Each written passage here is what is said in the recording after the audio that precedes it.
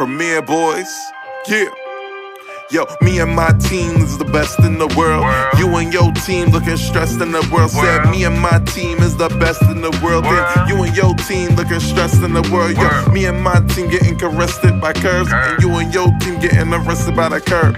Me my nigga, oh, he ain't do shit except the robbery, nigga. He gon' do 6. Come through, bitch styled up with new kicks, payday flow ho, and I come with 2 chicks. Cause me and my team is the best in the world.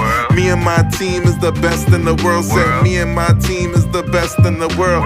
Best in the world, best in the world. Got a star on the sky, gentleman on the cup. And I know my team burns, we got sand in the cut. Ow.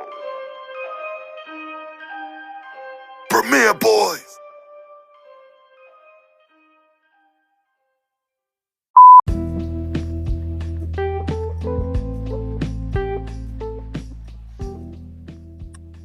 Yes. Welcome back, y'all. We are back. Welcome to the Premiere Podcast. This is your boy Ken, aka Mr. Gentleman. You already know what it is. It's your boy King Talk Sands, and this is yet another episode of the chart-topping, most prestigious podcast in all of good pods, the Premiere Boyz Podcast. Oh, God. This is Star Roddy, y'all. I'm in the building. I'm back here. I'm ready to go. What's up, y'all? And they called me the chief. They call me Malimal. What's up? The fourth Premiere Boy is here. So let's get the podcast in action. Let's make it happen. Yeah. Okay, I'm stopping. Yes, and we are back. You know, we took a short break, 3-week break, but we are back. We'll be back to bring y'all a brand new episode of the Premiere Podcast. Hope all is well. And yeah, and like Sam said, we back number 1 again. Thank y'all for, bringing it back to the top. Let's keep supporting us. That means alive. We love our fans. Yeah, they appreciate y'all like 100%. Thank y'all. So we got a jam-packed episode, y'all. A jam-packed episode, and let's start with this mini premiere news, y'all. You already know it's like Stack News. It's Premiere News Ultimate in here right now. So. every news is here, y'all. Every news is all here. The news. Melee. All the news. You gonna fuck around, get the weather fucking around with us today. Today weather 59 degrees. It's cold outside. Exactly. Winter's coming. Nah, okay. Everybody else coming though, but still. We got sports. But I ain't gonna hold you. Some of these news topics today is really weird. So lately, we've been getting a lot of weird topics lately, but yeah, but I think this is probably what. No, this is not. There's one coming, but our first news we got Big Bird getting vaccinated. How y'all feel about that? Yo, his body, his choice, man. Come on. I've been saying this over like 3 episodes over 2 platforms. If you want to get that jab, you feel me? And also if you want to get into Tosh too, let's be real. You're gonna do it. If you really feel strongly about what's been going on with this vaccine or whatever like that, then guess what? You're not gonna want to do it. And either side is okay. For Big Bird, he probably felt like, yo, I want to get jabbed right in my beak. You feel me? Or right in my wing. You know what I'm saying? My nigga got sore wing now. So, you know what I'm saying? That shit was sore. It was not like, I don't know. But I felt that shit. It was sore as motherfucker. But his body, his choice. That goes for animals too. But that's the thing that happened shocked me though. The thing that shocked me that he's 7 years old. That nigga ain't no damn 7 years old. Like how, dude? What? Big Bird is older than all of us. How you 7 years old, son? All right, I was gonna wait a little bit later in the episode to do this, but Big Bird's gonna be the technical third, but the actual first recipient of the Sit Your Ass Down award. It's gotta be Big Bird. Sit your ass down. But don't I get it. You want kids to be safe, to feel safe with a vaccination. Sit your ass down. And you are not 7. You are definitely nothing younger than 52. Let's stop that. Hold on, oldest pigeon. Horrible, bro. But y'all do the sit you out there with the T-Pain with the y'all do with the T-Pain voice. We do that. That's the world's oldest pigeon out here right now. Star, what you gotta say, son? But then, I don't know. I don't like that they pushing all these characters. What's next? They're gonna make Paw Patrol get it. They're gonna make Dora the Explorer get it. Probably your boy Malimal Blue Clues, man. Blue's Clues, of course. Like, they don't make Blue get it. It's not even safe in dogs yet. Nah, it's really not though. But my point is, they're using these characters to enforce more people to go out there and get it, to show that, you know, oh, my favorite character got it, let me go get it. Like, yeah. It's doing too much. Especially now propaganda. Especially now that younger kids can get it now too. This is their way of. Oh yeah, so they're pushing that agenda too. So that's why they're doing it as well. It's all the agenda. Of course. Yeah, I ain't gonna lie though. That's marketing. You definitely understand the power of marketing and the power of messaging. But let's be real here. If this was 1993, right, and Captain Planet was getting vaccinated, oh god, right? I'm not gonna lie, I probably would have got vaccinated sooner. as a tender 5-year-old, you feel me? I would have felt like this was the right thing to do. I would have been like, Mom, take me to the school and get me vaccinated. I don't want to go out like Captain Pollution. You know what I'm saying? I believe you. What the fuck is going on here? The power is yours.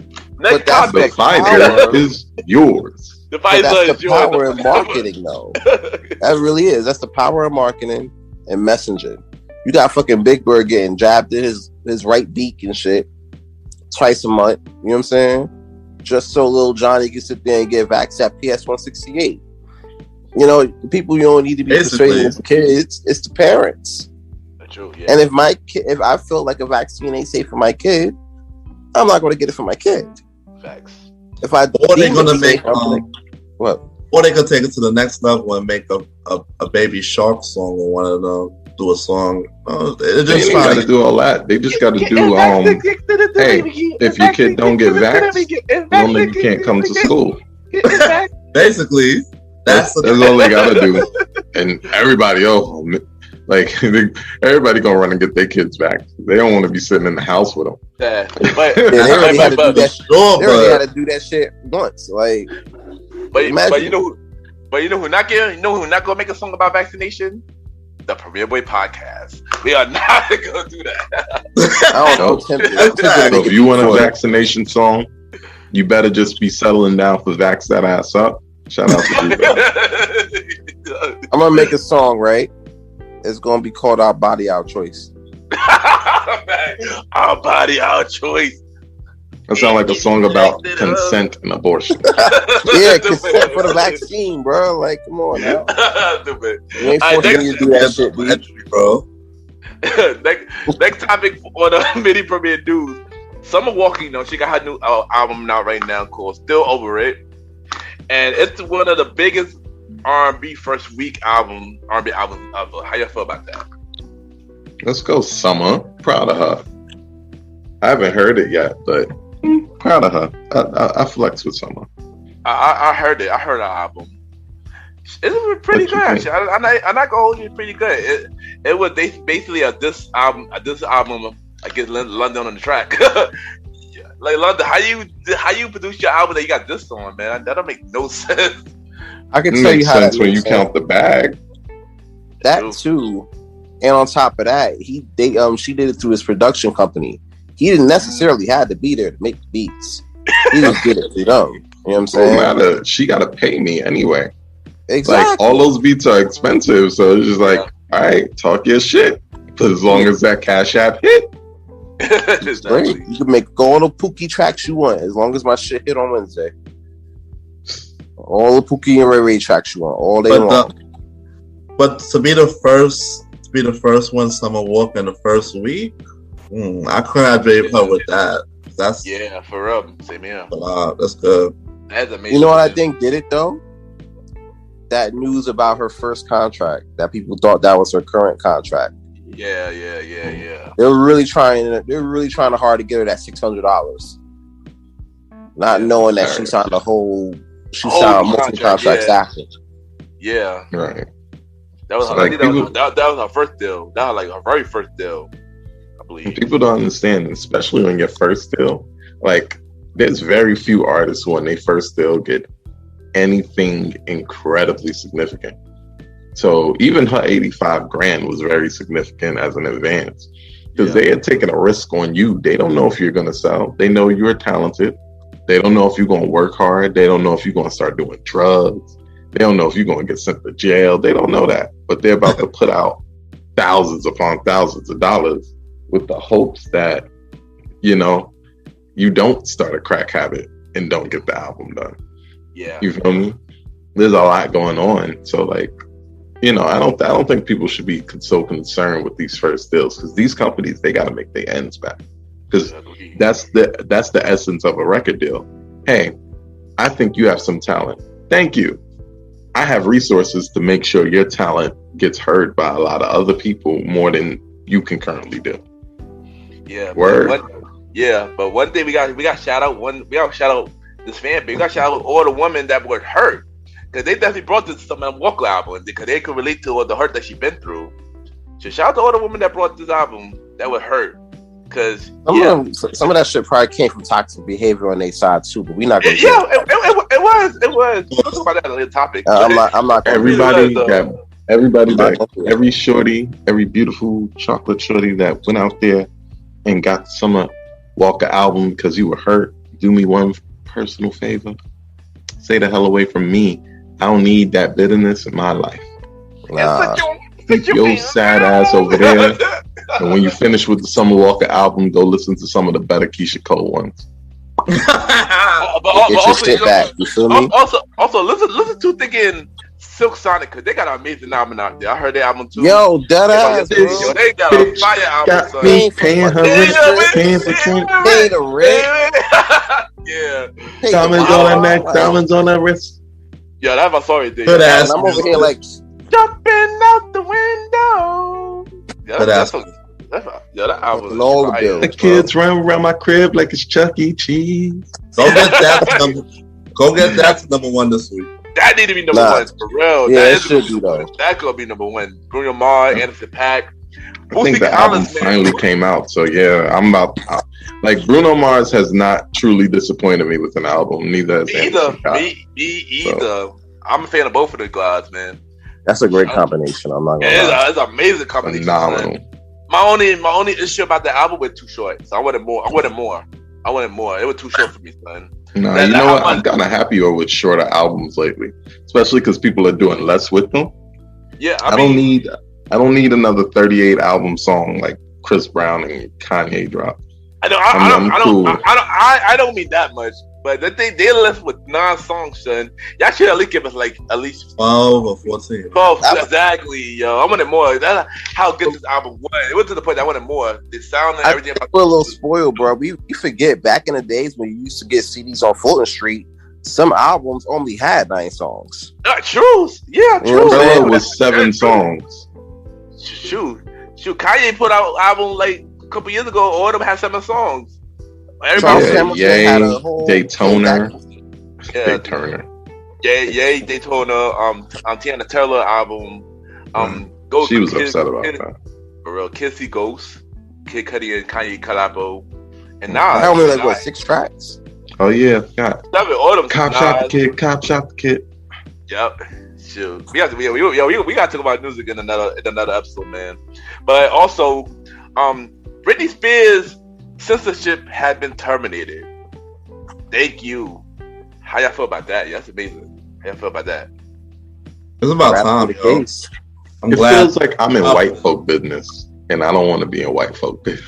Oh, dude. Stupid. That's OD, though. Nah, it makes sense though, because we got our own issues going on right now. Like niggas really caring about this shit right now. Like, About come Britney, on. about Britney. White folk. I'm happy that Britney could, do what she want again. I feel bad for. I mean, you're right. Everybody both Britney, but I'm just happy that Britney could do what she want. That's why I'm happy about that. I actually met her in the music scene. You ain't gonna hold you, son. She not doing no. She said she quit. She not doing no music after this, but You gonna miss that for a long time. she said it. I thought she took. Oh, she said it? As soon as she free, she done. That's it.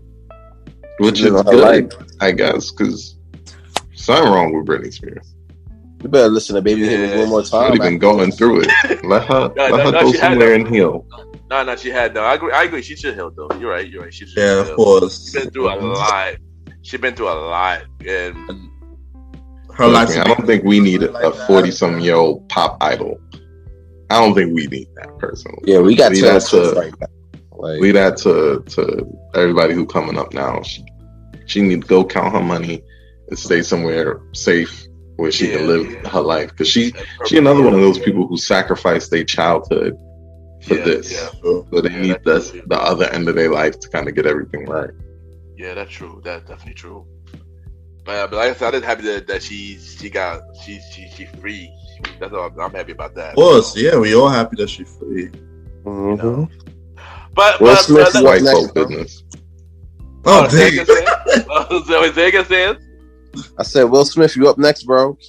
Dang, Keep your head up. Yeah, come on, bro. Wow, boy. Why got this to my boy Will Smith? So come on, son. Why We're got gonna this to- free him. bro. We're gonna Keep free your head him. up. You almost got you out here, bro. Come on. Yo, We're yeah, gonna free you, yeah, Big Willie style. I gotta get his book, son. I gotta get Pocket his book. said, bro, you free now. Come on. Stupid. Let's get to the little some funny news, yo. Little Nas X going to Maury's show. Yeah, I checked out the storyline. It's crazy. Like, it's his ex-boyfriend got some random girl pregnant, and I'm like, wow. Lil Nas just trying to figure out he the father or not. He's trying to figure out if he's the father. Yeah, the ex-boyfriend. Yeah. Yeah, And then Lil Nas X is up there finding out about this. And the funny thing about this is it connected to a music video too. So the fact that so the thing is, to me, I ain't gonna hold you. He kind of genius. Kind of I don't know. It's kind of interesting. That's all I'm gonna say. It's funny. I'm gonna watch it because I'm gonna laugh. But he kind of. I don't know. This guy's very creative, bro. Very creative, yo. I can say that about him. Yeah. He knows how to get everybody attention. Yeah, definitely. We might not be the biggest fan of him, but he is very creative. I could give him that. I personally do like his music. He's not normal Nas. I think that's how we gotta call him now, normal Nas or Big Nas. Yeah. Big Nas. No X. like, he's not exactly him, but as far as just the music that he has, it's not like his music is all just like pure garbage and he's just doing all this because the music garbage. There's some fun stuff. That Industry Baby song kind of good though. Industry Baby fire. Yeah, that is fire. I mean, the thing is, I like and Panini was my joint too. I mean, I ain't gonna hold you. I didn't listen to his official album, but I heard the EP where they had Old Town Road and stuff like that. He has a good songs when he came out with for that. So I mean, but give Montero a listen, bro. It's a surprisingly easy listen for like a pop album. Yeah, I felt like my only big gripe with him was the video for that shit though. The whole I feel like that rubbed a lot of people the wrong way. That especially people that follow the music business. But with the devil or the naked dudes dancing in the jail. Oh, that's shit. Got a bow. Nah, I think people were mad about the devil shit more because there was associated to that. There was kicks associated to that shit. Yeah, too. yeah, the blood sneakers. They had the blood Air Max. Let me put it to people this way: if you're paying enough attention to be mad at Lil Nas X, for giving the devil a lap dance and then putting blood in sneakers that he didn't have permission to do. So apparently, you already out of line with your Bible. Yeah. Pack it up. You ain't even supposed to be. This ain't even for you. Facts. Like, if you got the time to be upset about that, that means you watching it. That means you already messed up in the game. Exactly. Yeah. Exactly. That's a fact. Like, I be hating that. It could be the hardcore Christians out here. You're desecrating God. I seen you on the VMAs. So you seen him right after you saw Chloe Baker shaking her butt? No, okay. All right. So you were supposed to be saying that? That was VMAs is in the Bible. Bro. You don't go watch them. You don't read King James. They said that wasn't on the play, bro. Like, that was it. There's a lot of hardcore Christians that do that too. So that hardcore Christians, the real hardcore Christians. You ain't gonna hear them talking to you. Not about that. Yeah, they be the ones that want to show off that. The ones want to use their Christianity. I know. I mean, I know them. I can't think on that. But yeah, but yeah, no, don't listen to the show. Y'all don't listen to the show, y'all. That's all I'm gonna say. Right. But yeah, I guess I might listen to that Lil Nas X album. I made just check just to see. But I agree, the Industry Baby song, the song is dope. I ain't gonna hold you. So that's like his best song. It's just Old Town Road. I'm not gonna lie. No, I agree with you, Sam. I agree with that too. Yeah, I agree with you. And this is somebody who was a fan of Panini and and Rodeo. Yeah, Panini, Rodeo. There was a couple. Yeah, that first EP was fire, son. That whole first EP, yo, like that was. When I heard Rodeo, I was like, all right, he probably just wanted to ride some dick, bro. At this point, he Old Town Road, Rodeo. You know what I'm saying? But then I heard Industry Baby. I was like, all right, bet. You always notice like there's certain songs in a person's career that make you gain their respect. Yes. Mm-hmm. Industry Baby was it. Old Town Road was it initially, but I'm like, all right, I gotta see more. Yeah. Because for every like dope hit, you got like a Ghost Town DJs. Yeah. So of course, I had to see what was up. But yeah, that did it for me. Yeah, but you also got shout out to Jack Harlow too. He was on that track too. Oh yeah, Industry Baby. Yeah. Nah, he had some lines. So I ain't peaking high school, then I'm steady getting cuter. Shit, wow. But yeah, for that Maury episode of Lil Nas X is happening Wednesday. But well, actually, the time the episode release, it will be on. So yeah. And next premiere news, mini premiere news, we got a whole lot of 50 Cent news. A whole lot of 50 Cent news, y'all. So first thing first, 50 Cent, son. So first things first is I've been saying this since you were for most of season 2. I've seen this for most of season 2. I would joke and say this though, but now that 50 had confirmed this. 50 is confirming that he want to buy stars. I feel about that. I've been joking saying this from half of season 2 so far. Every time we talk for the about right price, though, it can very well be done. For the right price. I mean, you think about it. Like 50 right now got so many shows on Stars right now. And with more to come. Right. Now, I don't know how he's going to fold all the other shows that's on there with that or with the movies or whatever. Yeah. Hopefully we get more 50 Cent movies. We get Before I Self-Destruct on there.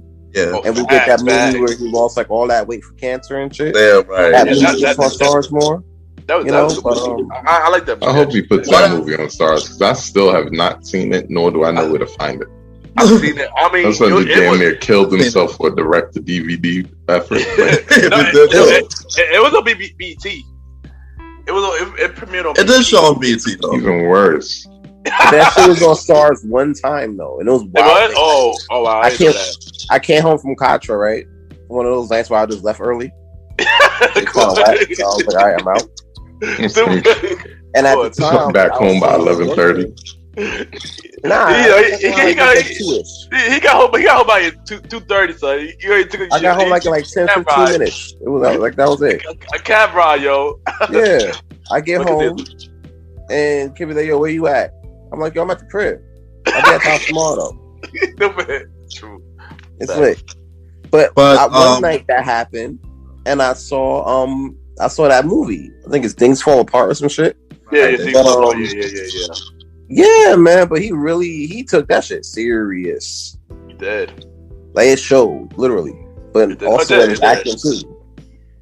It was a little sad how it ended, but I'm not gonna spoil it. If you didn't see it at all, I'm not gonna spoil it. So that movie is like a couple years old. You can spoil it. It's a couple of old, so. Hey, man, my bad. I don't respect for Malimal. And I know there's not a huge audience that have seen it yet. We're just waiting for it to come on somewhere visible. Ain't nobody watching BT to try to see this. Especially when you got everybody out there, Premiere fan. I need you to comment or something. Send us a comment, jump in some DMs. Let us know if you've seen the 50 Cent movie where he had cancer. Let us know, because I haven't seen it either. We're going to do a watch along. Yo, what I think Stars is going to turn into. Let's say 50 Cent, of course 50 Cent's going to buy it, right? He could basically make his own TV movies, put it on there. He have a whole production company where he have movies coming on 24/7, like maybe one day a week or something. Still have his shows running back to back, and still have some of the original Star stuff. I basically started what Tyler Perry have with BT, something similar to that. And don't forget, he still got other old shows that he could bring back, like For Life that got canceled on ABC. Right. He could bring back 50 Central. Oh no! Not for me. Not for me. I don't want to watch that. I just say. No, I'm just saying. I don't think nobody want to see that. He said, "Don't put that. Don't even put it in the ether." That's what he said. Don't put it. He said, we can't let the universe get a hold of that, and then it's on our TV again. We don't. Like Mally always say. If 50 gonna be like, yeah, I like it, you like it, I love it. I'm gonna put on stars. I would be surprised he put on stars. I wouldn't be surprised to do that. I would not watch it because I hated that show. But you might put on syndication at 3:15 in the morning. I don't know, son. If they do bring back 50 Central, it needs to be the ridiculousness of BET. I mean, see just wrong when they don't have nothing to play. But hold on. Think about it. If it's on Stars, it could be more uncut than it was on BT. BT was watered down. On Stars, there's really no limit. Cable TV, they don't mind the cursing and stuff like that. They could go beyond the limit. It's possible. I mean, in that case, yeah, 50 can have freedom to do what he want. You know, this could be big. Yeah, Side note. I'm on MTV right now. And it's not even on. Oh, that's shocking, son. That's shocking. It's not. What's on? What's that's on? blowing my mind. What are they playing? Wall Street. Wolf of Wall Street. Is the most non-MTV movie possible to play, but really is, though. Something other than ridiculousness. I appreciate it. Edits are going to be trash. Oh, really trash? Yeah, because on Wolf of Wall Street, the original version, raunchy out there. Yeah. That's a movie I gotta watch. That's a good movie, son. Leonardo DiCaprio killed it. Yo, shout out to Leonardo. He about to play Jim Jones. Yeah, I heard about that. I see a meme. It was the meme of the week. Any meme of the week, yo. If anybody sees the meme with Dipset, but they got Leonardo DiCaprio there instead of Jim Jones, it's the best thing you're gonna see this whole entire week. Yo, are they gonna cover the versus battle? Stupid. Probably. They gotta cover the versus battle. Leonardo fall off stage. That'd be hilarious, son. I need to see who's gonna play Freaky Zeke in that. They gonna have what's the dude? He was the security guard in Get Out. What's his name? Big Rel or Rel? Lil Rel. Oh, Lil Rel. They're gonna have him playing Freaky Zeke. Oh man. Walking around two-stepping. But here's the thing, 50 is weird. 50 is a weird guy. He want to buy Stars, but he upset with Stars for leaking the latest episode of BMF, which the episode that premiered, due to the recording, this past Sunday. It would be already past. But yeah, episode 7. Have y'all watched the leaked episode yet? Or nah? Or did y'all watch BMF Eden? Period. Mm-mm. Me personally, I haven't watched any of that show. Yeah, I gotta catch up. I've been meaning to. I'm more caught up. I just didn't catch this episode. I've heard rumors that that's the one with Eminem, right? Yeah, he played Right Boy Rick. Right Boy Rick, yep. Eminem. Yo, I'm funny because I watched the leaked episode and I didn't even know that was Eminem. I watched the whole episode. I didn't know that was Eminem until like they leaked the picture. Like, oh wait, that Eminem? I didn't know because he looked so different. He didn't look like familiar. So I was like, oh shoot, that's Eminem. I feel like niggas gotta stop leaking shit, man. Because I agree. If nobody said nothing, you wouldn't even guess it. And he could have kept that secret for like a season or 3. Mm-hmm. Yeah. But you know the funny thing about the episode before it, you know, with that dude on Lamar singing that song, you can't stop the rain and killing dudes, man. You can't stop the rain. Where they do that at? You singing and you kill a dude after that. Like, where they do that at, son? Harlem in the 80s. That's how they used to do it, bro. I tell this joke all the time because it's funny, but it's a real fact. Like old school gangsters used to do drive-bys listening to R&B. Imagine the scariest sound that you hear all week is when you hear somebody blasting Between the Sheets by the Isley Brothers. Oh yeah. Imagine that ruining your afternoon.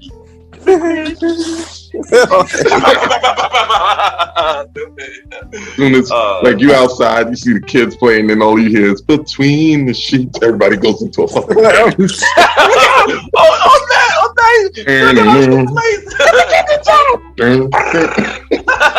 the most distraction, bro.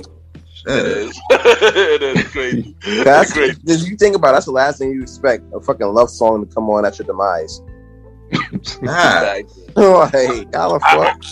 I was shocked when I watched Teddy Pendergrass while you getting clapped. That's terrible. Come on, Turn off the lights. Come on over to my clay.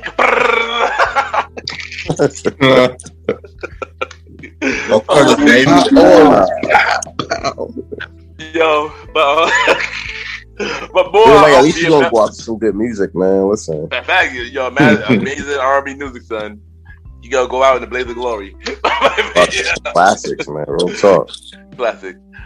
but more BMF news. 50 want Tyler Perry to be in BMF, but he want Tyler Perry to play Big Meech. That was just a joke. He was just trolling him, bro. I would not be surprised if he was serious, son. I would not be surprised. You're not serious. He is serious, son. Come on, 50 is serious. I would not be surprised if we watching and we see Tyler Perry and BMF. I would not be surprised. We got Eminem so far.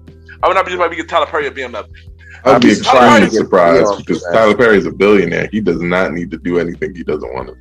Exactly. I mean Tyler Perry was in the Ninja Turtle movie. I would not be surprised he'd be a BMF. Yeah, but that's family friendly. I can take my little cousin to go see Teenage Mutant Ninja Turtles. I mean, he still watched BMF anyway. Well, I'm not in Tyler Perry's defense, every single movie he does is not 100% family friendly. Yeah, that's true. Remember Acrimony? Remember that movie? Oh, exactly. Temptation. I think Temptation's been my favorite Tyler Perry movie of all time. My too. Yeah. My too, actually. Spoiler alert, Shorty got AIDS. We know. God. You know, golly. She walked 10 steps, the credits ran over. Spoiler alert, I went faded to black, she collapsed in the street and died. It was sad. And then I turned on earned that though. Facts. And then I turned on Medea and I was happy again. I was like, oh yeah, speaking of Medea, I needed my spirits up. Y'all know Tyler Perry bringing back Medea, but she comes to Netflix. I heard that she was supposed to have a new show for Showtime.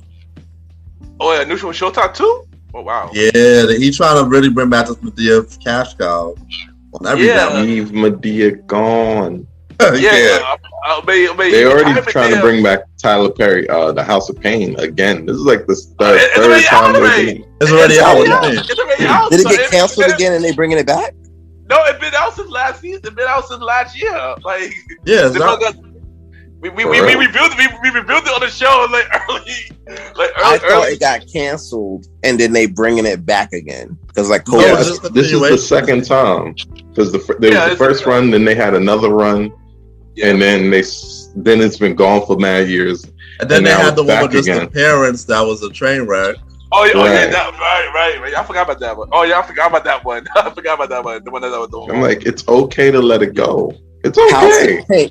House of Pain is that ex you just don't want to stop fucking, Basically. even though you know you're not getting nothing out of it. Yeah. You still want to stop fucking her, so you just keep her around. That's House of Pain. House of Pain is your toxic ex. I heard you. You want to get rid of it, but you can't. You know what I'm saying? So it's like, all right. Yeah, but last news, as y'all know, Shout out to toxic House of Toxicity. so last news for mini premiere news. You know, book 2 is coming back this Sunday. He said Booker T. I was about to get excited. Power Book 2 coming back this Sunday due to this recording. Book 3, Raising Kanan, I believe next year, and Book 4th got a release date, February 4th. How you feel about that, man? That making me want to renew my Star subscription. I've been meaning to do it. I haven't. And I need to for BMF. But this is even better news. We got dates. Which means which means we got more Power Book reviews for the Premiere Boyz podcast. Yeah. We are coming back with the Power reviews. Believe when first episode of Book 2 come out, we're gonna start doing the reviews again. And also for book 4 as well. So yeah, we be back with it. They had a little tease trailer, not a full trailer, but a tease trailer of book 4. It looked good, man. I look forward to it, man. I think Tariq gonna get caught up this year with the lawyers. Yeah, I believe so. He's a little messy. He don't think sometimes, so he's gonna get caught up. Yeah, he gonna get caught up. But you know, book 4 is about Tommy though, son. Tommy gonna raise some hell, man. What's the over and under of how many bodies this nigga gonna catch in the first episode? Is it like 5? What's the over under on that? I would say 5 or 6. I'm gonna predict 4. You gonna go 4? 3, 4. Yeah, I'm gonna say 3, 4. I'm gonna go 5 on the money. 5.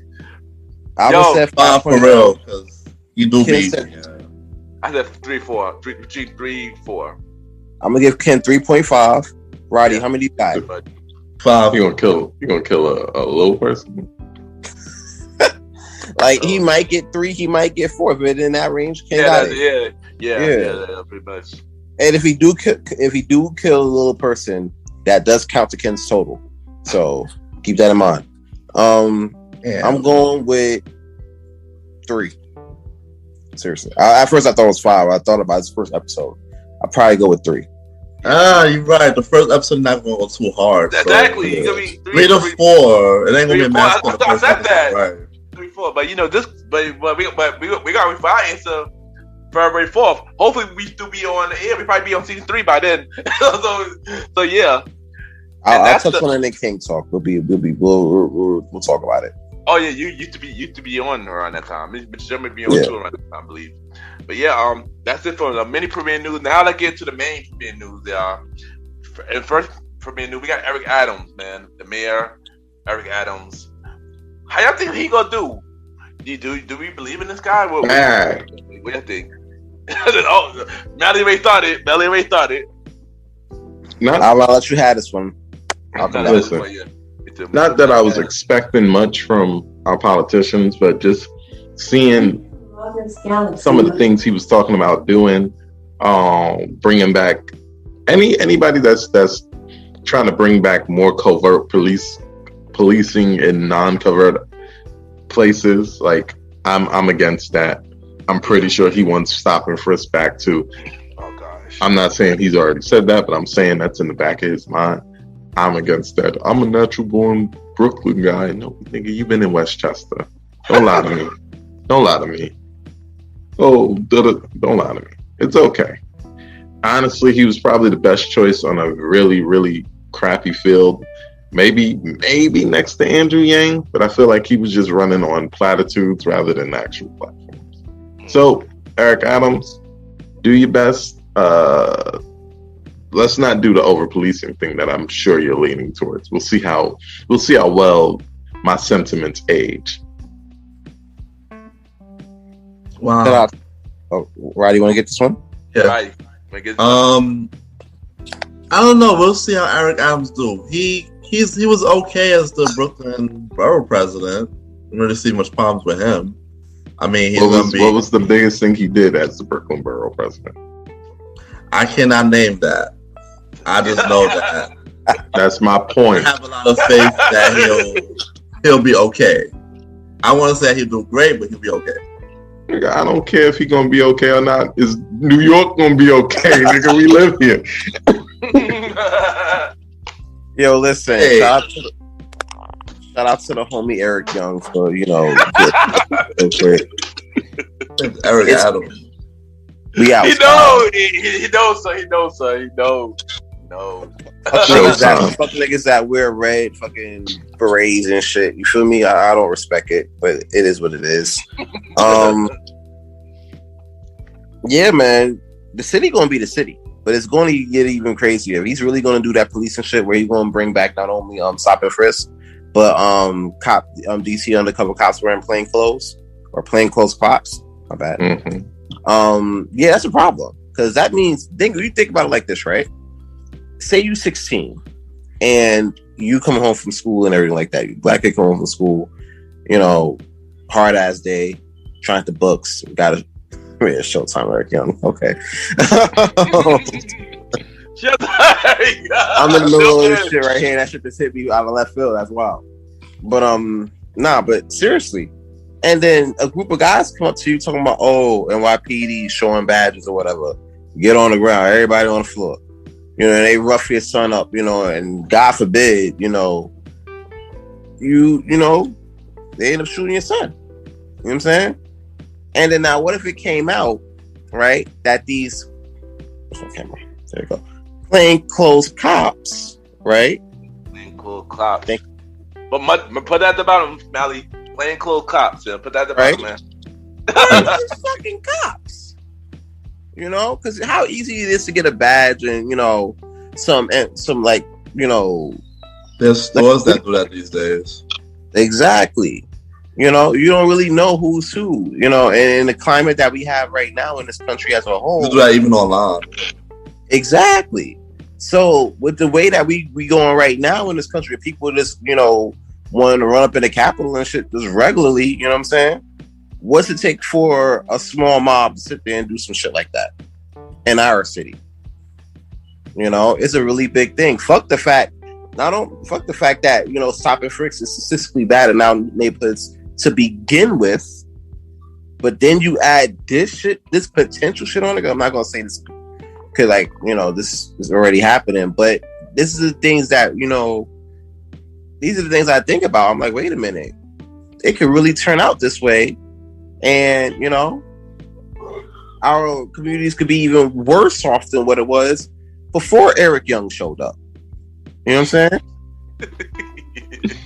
So, it's a lot. Hashtag sanity. Sanity. Violence by design. By design. Exactly. What was the first one? Team Canada. Facts. Nah, man. He has so many matches of impact. Try to be a mayor. Nah, but hopefully he doesn't do that. You know what I'm saying? Hopefully, the city's still going to be the city that I grew up to love and admire as my first home. Even though I don't reside there right now. I'm sorry. I can't. Hashtag Poughkeepsie Poppy. Facts. You already know. You feel me? Ain't street bully. But how I feel about it? I don't know, son. I don't know. I mean, I'm pretty sure he'd be better than Blasio, whoever his name is. But I mean, I have respect for the Blasio.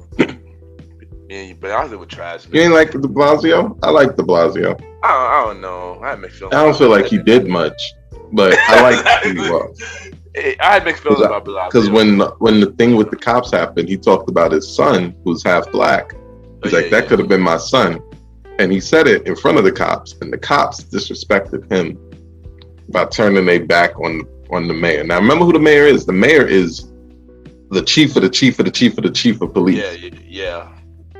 And they turned their backs on him. They started getting out of sorts. They just started saying, "Oh, okay, if it get crazy, we not going to be there." He pretty much exposed shitty cops in that sentiment. Because if you're not a shitty cop, you can understand where that worry would be. If we out here obviously shooting and killing black people with a lot more impunity than any other set of people. Yeah, I'll always go. Was that early in term?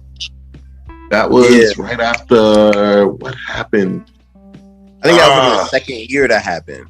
Because niggas were. It was maybe no. It was early though. I'm trying to think of what literally happened. It was early. You know what? You know what it was? It was close to Eric. Talking about Eric Garner. Garner, thank you. Oh yes. yeah. It was close to Eric Garner. Like some cops got shot after that, and there was some shit that went on. And when he went to the hospital to go see that cop, he came out of there, and then all them cops turned his back on him, turn their backs on him. And you're supposed to be like above the chief of police. You know what I'm saying? Like, no, he's the chief of the chief of the chief of police. Yeah, and them niggas don't even respect you. Long live the chief. Not this police chief. Fuck that guy. You can eat a glizzy. Oh man, but I'm making a glizzy guardian. But like I said, I had big feelings about Blasio and Eric Youngleague, whatever y'all gonna call him. Hopefully he do something. I do agree. I'm not feeling that cop thing, but hopefully he do better. I do heard that he tried to bring cryptocurrencies into schools. I think that's pretty cool. Cause we didn't have that growing up, so for them to add that, we didn't have cryptocurrencies growing up, Ken. Yeah, nigga, we didn't have a gym and we didn't have an auditorium in our school, Ken. I just saying. That's pretty cool. That I didn't pretty sure I met the Eric Young when I bring it to schools. So I think that's pretty cool. It is cool until you think about like the ramifications of it. Yeah, it's like, how are kids getting cryptocurrency? Like, are they just going into the market and buying it? How much danger are you putting in the kids in when the cryptocurrency range itself isn't really highly regulated? I feel like that's something that complicates school at this point more than it would simplify what he's trying to do. But Mally, we live in a different time, and now they're just trying to prepare their kids better. Like right now, I'm hearing about a lot of schools offering coding classes to junior high school kids. That's a good thing. Hopefully they come to our hood. Because we used to do stuff like that around the 70s, but we stopped for reasons that I'm not going to go into. It was racist. They called it the war on drugs. That's what they said. But we knew it was the war on niggas and hippies. But that's not the point. My point is that's a good thing.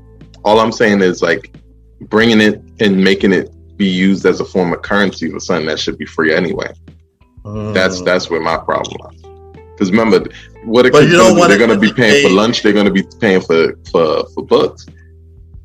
But what are our taxes going towards paying?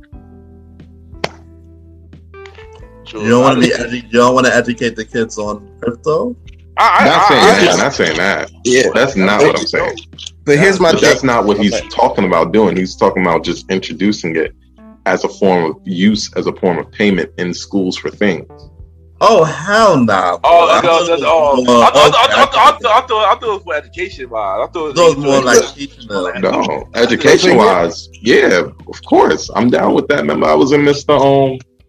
Francois' class learning about stocks and stuff. I'm down. As far as what I saw that they was talking about, creating a specific cryptocurrency for New York and then using it as payment in schools, I'm not down with it. Then We never broke mind. already.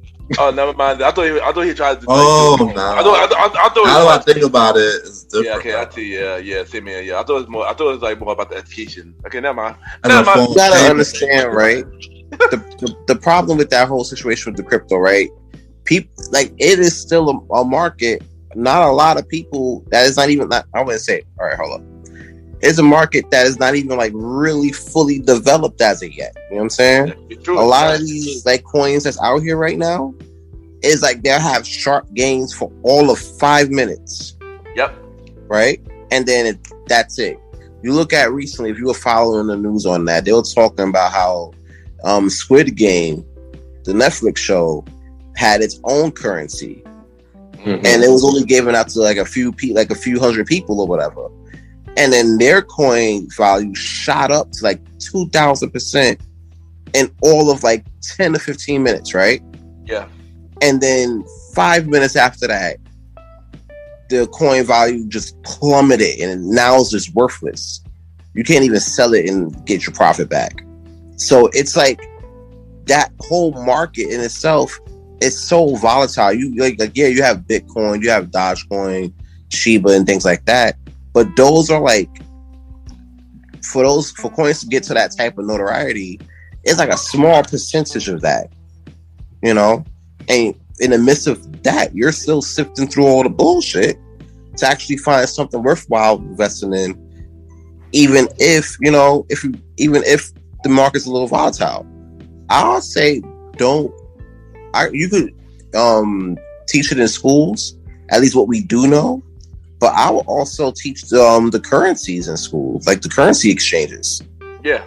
Forex and all of that, the right way, not the scam and Instagram shit y'all be seeing, but actual Forex. You feel me? Like people that make people like good amount of money. Shout out to my homie Simba. You know what I'm saying? And don't forget the I Am Academy and stuff in them game. Things like that. Yeah. Get that to these kids.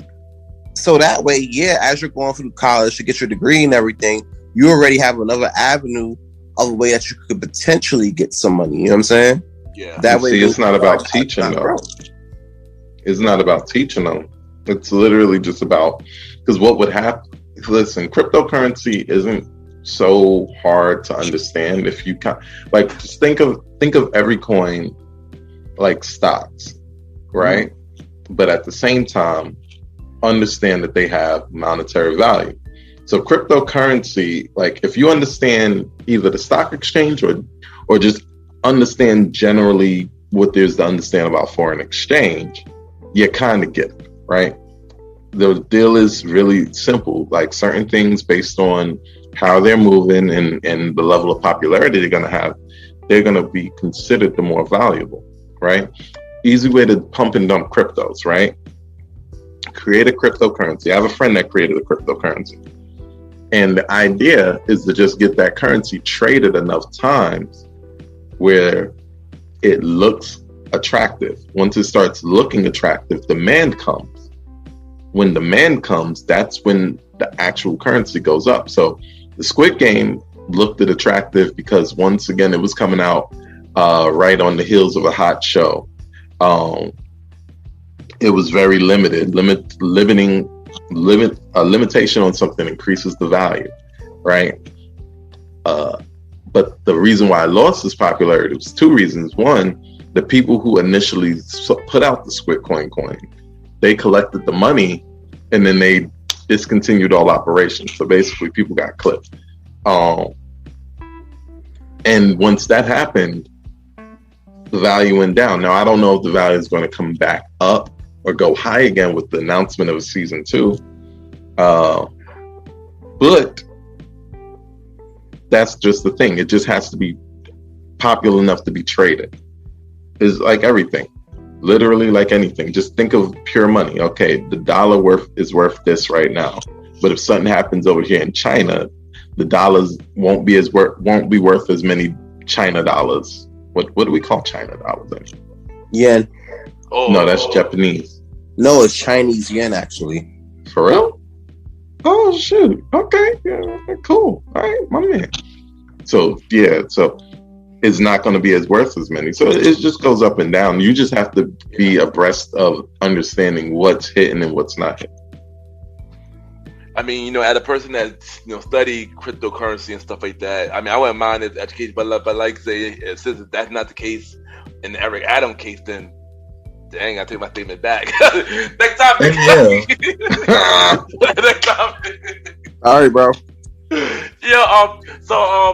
You know, so a couple weeks ago, I made an appearance on a podcast show by one of the controversial guys on the Premier Butt podcast, Mr. Aaron Sands.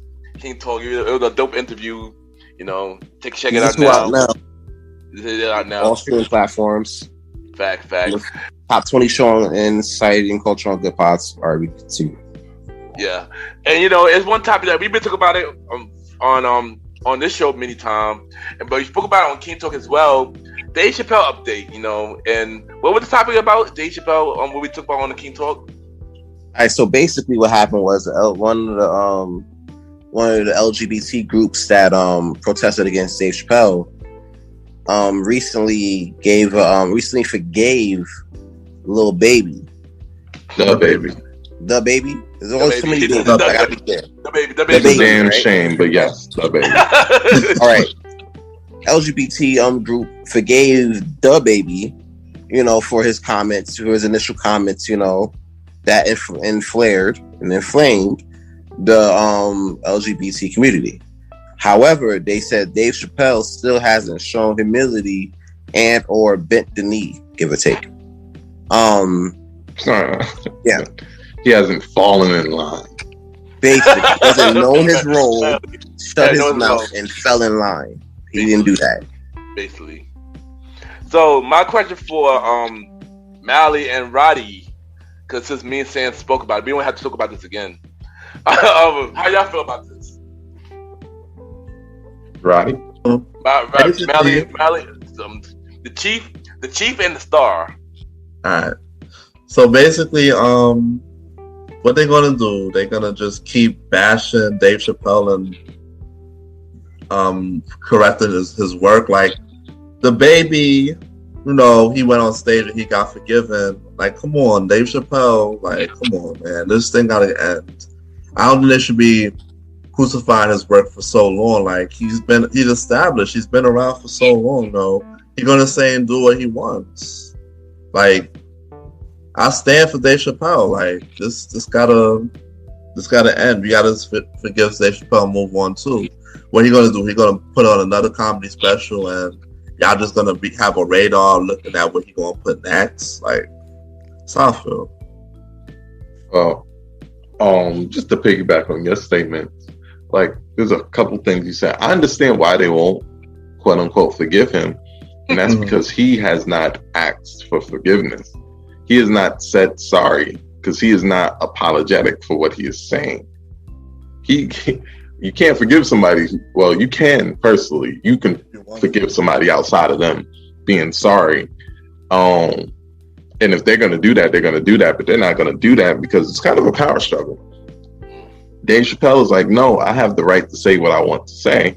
They're like, no, you do not, because we feel like what you have to say invalidates us to the point where other people might want to attack us. And I say to this, it's like, here's the deal. Mm-hmm. We live in 2021 America, right? First of all, is it great for any marginalized community? No. But is it 1960 being a marginalized community member? No.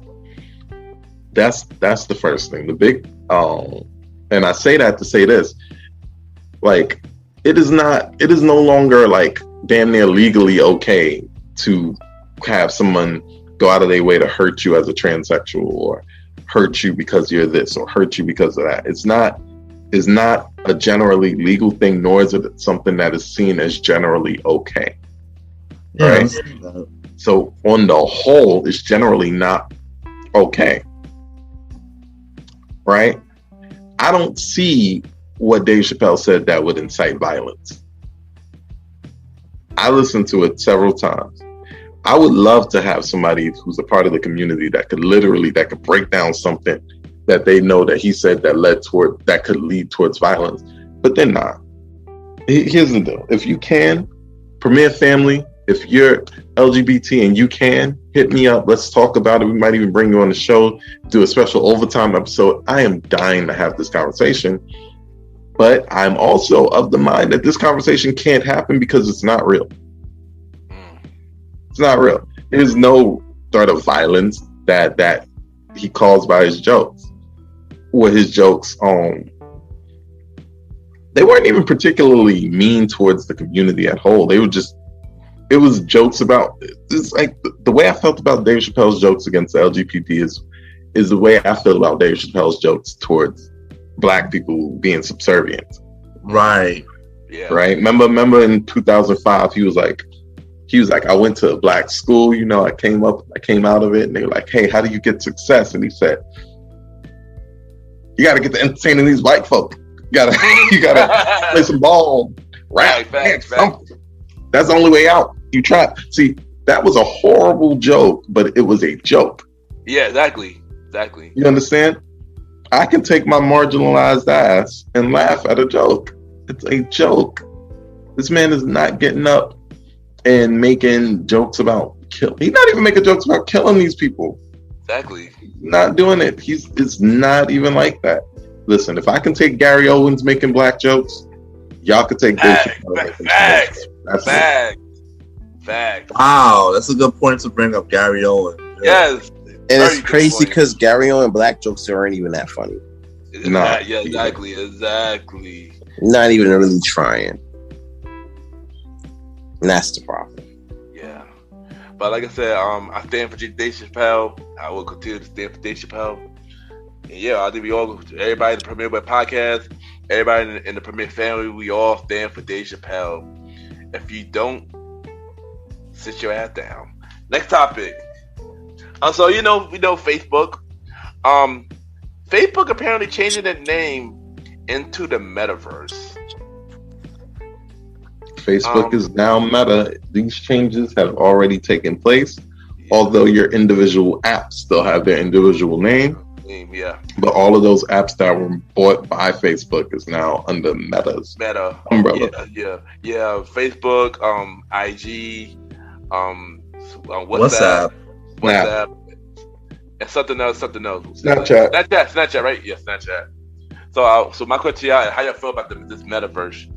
And have y'all seen the video of Mark Zuckerberg talking about the metaverse? I guess like say what y'all how you feel about it as a whole, I guess. So we're just gonna ignore the fact, right, that he's only really doing this because of the Facebook papers that dropped from the whistleblower. We're not going to talk about that. We're not going to talk about it. So explain what that is. All right.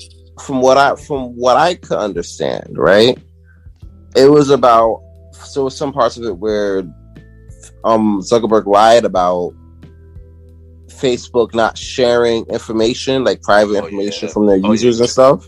Mm-hmm. But when that actually was leaked, and I mean, granted, it was known, but I believe they said that they were. I believe they said they weren't sharing the information, like shareholders and stuff like that, but they still were. But I felt like that was kind of known anyway, because really, like I said before, whatever you put on that app is definitely public knowledge in more ways than one. And the same is going to be said about the Metasims. I call it the Metasims because it reminds me of the Sims 4. I had an ex that used to be heavy on the Sims. You know what I'm saying? So when I see the speech for it, I was like, oh shit, it's like the Sims. It reminds me of Sims 2, bro. Exactly. So, granted, is that along with anything else you put on that app, is it going to be private? It's definitely going to be sold to major companies. You're definitely going to see ads that you just search for on Google about 4 minutes before you got on that app. You know what I'm saying? It's still the same monster. It's just a different, it's just branded different. From that BUC to this YPG, Facebook to this Meta. medicines. It makes sense to change the name because remember, Facebook originally was literally just Facebook. Everything else has been an acquisition. Yeah. So now you got a bunch of stuff. It can't just be Facebook. Meta, seeing what he wants it to go into, that whole weird space where like it's like you're living, you get to live kind of a life through your online avatar in real time. You're gonna have real time money, like or a cryptocurrency specifically dedicated to it. There comes that again. That is the future. That stuff is both weird and intriguing. It's weird because it sounds like something out of like science fiction movies, like that have gone real bad. It sounds like The Matrix, and we saw in that movie. If you give it a couple hundred years, it's going real bad. It's not going to be good. Luckily, we don't got to worry about that. We won't be here in a couple hundred years. Shout out to the Premier Boyz podcast. Oh gosh. That's only our generation. Y'all figure that shit out. Yep, they're gonna lose the plot, and then shit is gonna go way left. But since we're here, we get to enjoy it, understanding the plot. So I think some of that is gonna be real cool. If you ain't got some of their cryptocurrency or some of their stock, I think you need to get up on it because it's about to go to the moon.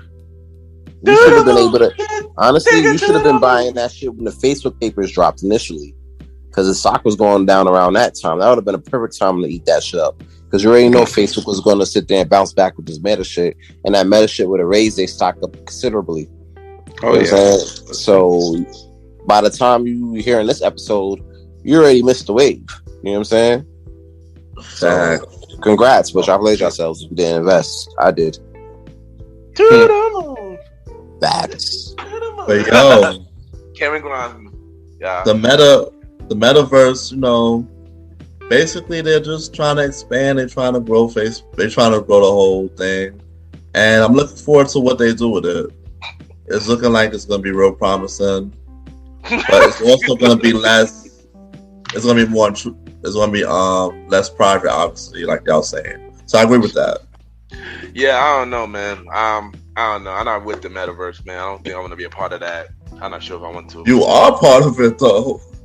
Literally. Niggas be a part of it. You're one of the most popular people in the metaverse. No. Niggas be a part of that shit in real life. They don't even know it. Some people already live in the metaverse and don't even realize they living in the metaverse. Yeah, just watch Black Mirror. It explains it there. It explains all this. We already out here. Yeah, watch Black Mirror, y'all. It explains it there. That series really does. It really does. I think the bigger picture of this, but I'm not going to get into that right now. Next topic. Ice Cube leaving millions behind because he want to take a stand against vaccination. How you feel about that? His pockets, his choice. I knew it. Hey, you can do whatever you want to do in this country, bro. But we gotta live with our consequences and choices. You feel me? With our consequences of our actions. You don't want to do the movie because you got to get vaccinated to get on set, right? All right, cool. You out that bread. You feel me? And here's the caveat: if you got enough bread to sit down and turn down, stuff because of your vaccination status, then by all means, do what you gotta do. The problem is when you got niggas out here, you know what I'm saying? Turning down jobs like they didn't earn like $38,000 in 2019. You feel me? Like you need every penny you get, bro. You're rent $1,750. What are you doing? You know what I'm saying? But yeah, I feel like this. His pocket's his choice. Clearly, he has strong views about the vaccine and everything. And he's seen that situation. He was like, "Nah, we're not doing it." Now, also, granted, he wasn't gonna that wasn't gonna hurt his pockets no way. Hence, his pockets his choice. Yeah. You know what I'm saying? Yeah. We gotta do what we gotta do for us. Yeah. Like, honestly, I respect it because if you got enough money to make choices like that, and be good, but at the same time, come on, Ice Cube. Like, I understand kind of the shakiness because it feels like a vaccine just popped up really quickly. Yeah, that's better, Sans. That is even better than mine, Sans. That is way better than mine. Stupid, yo. Stupid. But what I'm saying is, like, I get the shakiness, especially because the vaccine was made pretty quick. But then there's other viruses we haven't figured out for 20, 30 years with millions and millions and millions and millions upon millions upon millions upon billions of dollars of research and stuff. But at the same time, here's what killed my fight against the vaccine. Because I was like, man, I'm worried. I don't want them to be putting stuff in black people, blah, blah, blah. Here's what killed my fight. When I sat down and thought about it, like, I'm already in the game for keeps.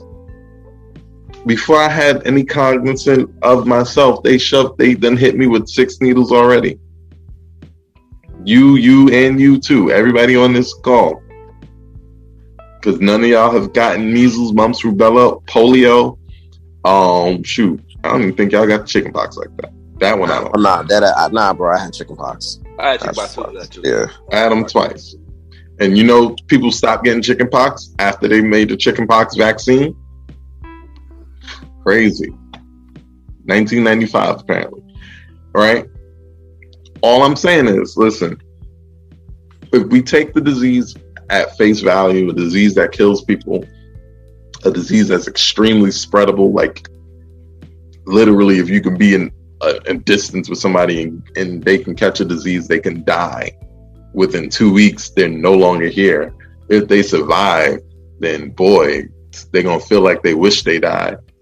If you got all of that, and you're like, I don't know what's in the needle, nigga, you ain't know what's in none of the needles, nigga. Don't let me catch you eating a candy bar, because I'm gonna ask you what caramel flax oil is. I'm gonna ask you what. Hold on, look at this. This is Arizona, right? All right, let's see. Don't let me catch these niggas drinking no Arizona. I'm gonna ask them what absorbic acid is.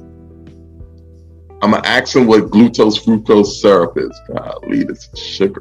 Glucose fructose syrup. That's the shit that they don't. That's the shit that they don't sell in Mexico. They just sell raw sugar. In fact, they don't sell Arizonas in Mexico, I believe. I went down to Cancun. I haven't seen one Arizona can. Not one. That should tell you something right there, man. Tell me stop drinking these goddamn Arizonas. Like, you get my point though. Like,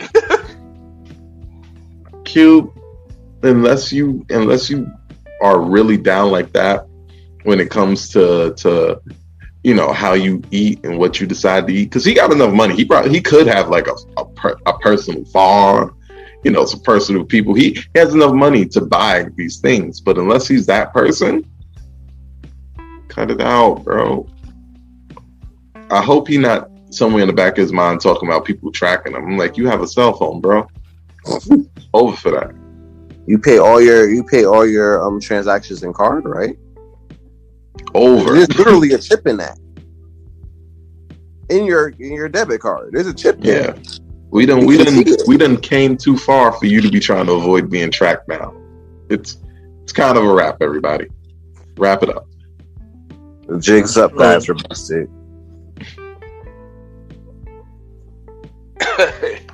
Anybody else got something to say about the topic? So Ice Cube, he got enough money to definitely not do this movie. So it's his body, his choice. Like same thing Aaron said. That's all I gotta say. Same here. His body, his choice. I mean, I feel like if people want to fight for what they believe in, let them do it. I don't see an issue with that, like at all. Like I said, like I've been saying, people could get the vaccine. People could not get the vaccine. It's our choice. If you don't want to do it, go that route. Let's do it. That's all I gotta say. But you know the consequences, whether you do it or not. Yeah. Yeah, that's all I gotta say about that. Next, so we got some interesting news. some 2 new verses that we just found out literally a couple hours before this recording. The first verse is that I do feel Switch and Tim and listen to the Premier Boy podcast because we said this on the versus episode. Young Bone Thug and Harmony versus 3 6 Mafia. How y'all feel about that? I don't think 3 6 Mafia got enough hits for a versus. This might be an easy win for Bone Thugs Harmony though. They're better. I don't know. Bone Thugs and Harmony haven't been like relevant in a long time. Yeah. But all right, that's fair. But yeah, think about it like this too. Bone Thugs Harmony do got hits. They also got solo hits. 3 6 Mafia do got hits. They also got solo hits. Juicy J, one of the biggest member out that crew, off the back, he got mad hits alone too. And don't forget, 3 6 Mafia is a sticking Oscars winning group. Well, for what that trip? Yeah, Hustle Flow, yeah. You know, Bone Thugs could beat that with Crossroads, right? Like, I'm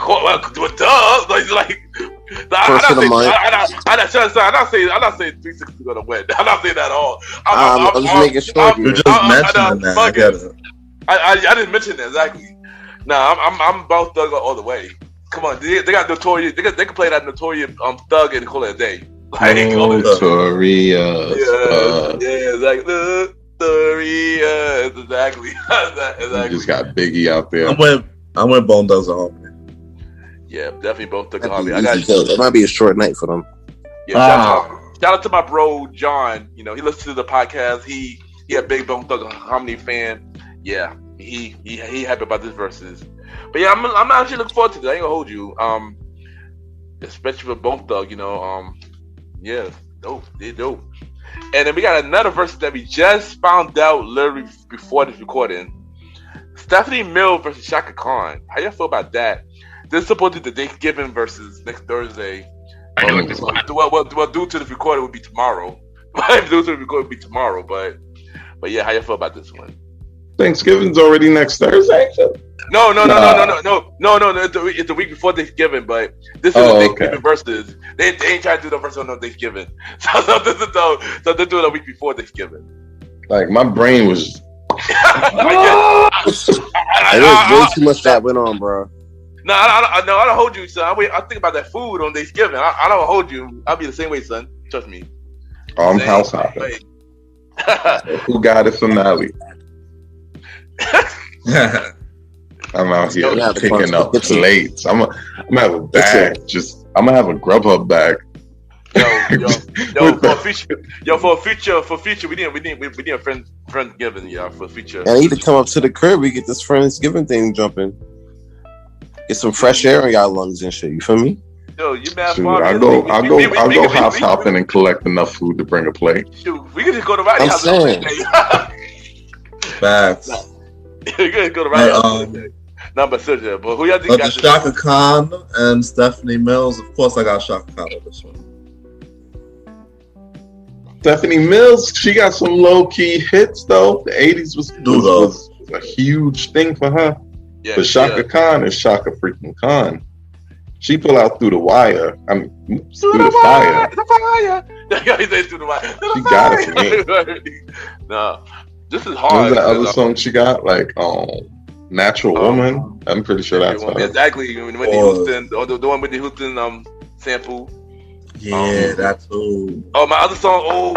I Feel For You. My song is. Ooh. That's an ace. I love you. Yeah, that's my Shaka Khan song right there, man. I think he would be fired up for this. But Stephanie Mills, though, I mean, she's a legend, man. She is the. But I don't think she has a lot of strong. But Roddy, you didn't mention what I said. She is the original Dolphy for the Wiz. She can sing home. Yeah. She can sing home and call it a day. She can sing home and call it a day. Call it a day? She gonna pull out DMX. I said she can sing home. No, home the song for. Oh no, I know. Yeah. But that's not a day. Stephanie Mills got a long night ahead of her. I just name it one track. I just name it one track. So. I know, but you play home and call it a day. I'm like, you calling around? I don't know. Actually, I don't know. I'm not Omen familiar with aged, though, I Stephanie will say. Mills' catalog like that, though. So I can't really say. But much. you know who really is going to be the true winner of this? The fans. Oh my god. There we go. Not only the fans, The old school thing. the old school, Gosh. all in the Of course. black media time. You know what I'm saying? I knew you were gonna say that, Me too. and I'm mad that I didn't cut you off. But nah, if you really want a decisive win, then yeah, I'm going with Shaka Khan. You know what I'm saying? Because there's too many aces there. Yeah. Too You know, many. way too many.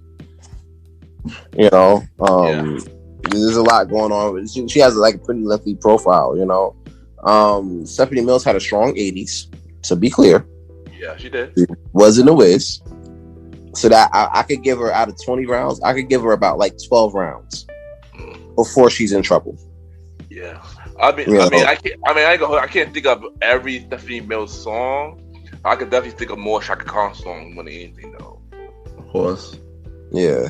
Now she that's what I'm saying. I'm like it's not going to be like a blowout. It's not going to be a short night. You know what I'm saying? Like this definitely will still be undecided by the half. I mean, I think I could think about this same way. Gladys Knight and Patti LaBelle. If you think about it, I could think it would be something like that. Yeah, I Something don't like know. that. I don't know. Gladys Knight, Patti LaBelle was a lot closer than that than this was looking like. It's a lot closer. I mean, but here's the thing. But here's the thing. It's also about the placement. You know, my favorite saying, the placement of the songs. You gotta think about that too. Yeah, Placement of songs and now performance. Performance. It's a crowd now. Yeah, you know, they definitely gonna perform. Shaka Khan, whew, that woman, man. Older, baddie, grandma looking Nicki Minaj, man. She's Louise. She do that. She does. For her age, man, she's Louise, man. Oof. She's Louise. That's the security real quick. You feel me? Yeah. Shaka Khan. Ah. I gotta play a feel for you now, but that's my song right there. I feel Get that for social you. security. You know what I'm saying? Like tax season coming up. Facts. Right round the corner. Y'all better get together. Fellas, y'all better get together. Make your plays now, because tax season right there. I'm about to listen to some Stephanie Mills and see what I think is going to be the W. Yeah, same here. Yeah, I got to do them. I feel like this one is pretty much locked down for a Shaka Khan victory. Yeah, same here. But if we had to take one of them out, who do you think would fit better for Shaka Khan or Stephanie Mills? If we had to pick, if I had to pick one, I would say Diana Ross. If I had to pick one, I would do Khan versus Turner. Oh, say again. I'd do Khan versus Turner. Oh, Shaka Khan versus Tina Turner. Too easy. Oh yeah. I agree with you now. But I think she's sick right now. Tina Turner. Yeah, she got like some type of cancer. She got cancer. Yeah, she got cancer. Yeah, she don't look her age, but her age caught up. She looked like half her age. No cap. Nah, she was still in shape. She was like Angela Bassett was an amazing person to use for her. Yeah, I agree. She's looking 26 at the age of 64. Like, it don't make no sense. Yeah, and but Shaka Khan versus Tina Turner would have been dope. Stephanie Mills versus Diana Ross would have been dope because both of them was in the West. That would be an interesting one too, maybe. Yeah, but Diana Ross got way too many. You could put Diana Ross with Shaka Khan more with Stephanie Mills. That'll be a short night for Diana Ross. You know what I'm saying? I see Donna Summers and Shaka Khan being like a more apropos situation. You know, because she had hits in the 70s just like Shaka Khan had. You know what I'm saying? Yeah. I think for that one, that seriously would be for the fans over 50. Over 50 fan. So now you got me thinking about who should go for Diana Ross now. You got me thinking. I mean, I should give her an icon. I mean, she's been around. She's been around for a long time too. You know, with the Supremes and stuff like that too. You know, They should put her with Mariah Carey. That would be a fire battle. Diana Ross versus Mariah Carey. Diana Ross and Mariah Carey. Because that's two different eras. You feel me? Way too different eras, son. That'd be old. I feel like Diana Ross. I'm trying to think who can. I gotta think who will get Shoot, I gotta think about that too. You know what? How about this, y'all? Who y'all think if Diana Ross wants to do a verse? Who y'all think should go get Diana Ross? Like who y'all Man, think? family, hit us up. Yeah, hit us up. You can DM the Premier Way Podcast IG page or DM us individually. You know, Make sure you like us on Good Pods. Max, keep us at #1 and get all our shows on the top spot as well. With shit like the Pocket and King Talk, y'all. Like our All fucking shows, podcast, you'll stop playing. Facts, y'all. Facts. So now we on the main event topic, and this time we got two main event topics, y'all. Oh, let me get my notes. Two main event topics. One we got Kanye West, and we got Travis Scott. You know, good music all around. Basically, good music. It's a good music main event topic. Both of these wasn't good music. So Good music, bad week. Basically. Yep. Basically. And if you want to add Cuddy wearing a dress too, good news, a bad week, exactly. He looked so unhappy in the dress. Very like, unhappy. You gotta wear the dress. Like you gotta rock that shit. Very unhappy. My son looked like if he could point to who told him to do it, he would. Son was in that dress. Yeah, man. I feel bad for my guy, Kid Cudi, man. Dang, man. Listen, I mean, look. Good music took so many good L's this week. I don't even know where to. These past couple of weeks, you know what I'm saying? I don't even know where to start. I got some notes that I've taken down from that Kanye interview. I'm not going to get too deep into like the main topics that we're going to discuss. I just saw some notables that caught my eye. Just a couple I want to get to. Get to it. I mean, is it about the interview overall? Like, when you think about it. Yeah, it's all key points, stuff, stuff like that. Yeah. Before you start, this interview was so big, y'all. It was 2 parts, 3 hours and 30 minutes, longer than the old school show Nickelodeon. So, shame it. It really wasn't. And that episode was 3 hours and 50 minutes. So yeah. It's long as hell. Long as hell. Nah. It was funny because he came there with like some fucked up haircut, right? And at the 18-minute and 50-second mark, right? He called the haircut notably the Britney, right? If you don't know, like remember back in the day before Britney got in that conservatorship, she was out here going Britney crazy. You know what I'm saying? And shaved the whole shit off, looking crazy for the cameras and shit. Yeah. He also speaks about cancel culture. In fact, in the 23 minute and 47-second mark of the episode, he said about cancel culture, love it because I'm above it. You know, this powerful shit. You know what I'm saying? Later on, he then said, and we were talking about like people being like homeless in the economy and everything. Yeah. He asked, quote, what about people who want to be homeless at the 27-minute, 15-second mark? And that stuck out to me because I'm like, bro, like, I feel like people, right, if they can help it, would rather not be homeless. You know what I'm saying? Like, if you had the money, you wouldn't be on the streets, bro. You'd probably be in a hotel. I don't think anybody who is homeless initially wanted to be homeless. You know, it kind of felt a little out of touch to me, but you know, maybe I'm missing something. I don't know.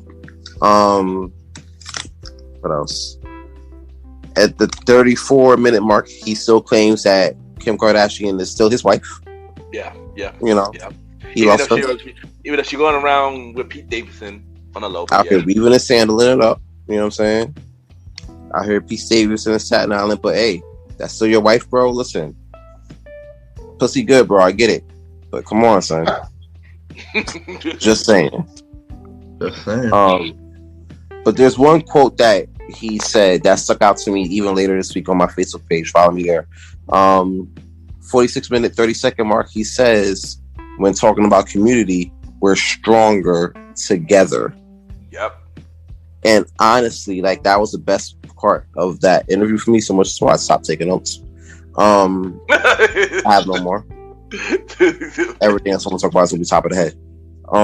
Yeah, man, we are stronger together. You know, we look at certain situations, at the way the community is built, and we have become the most non-workable group of people I've ever seen.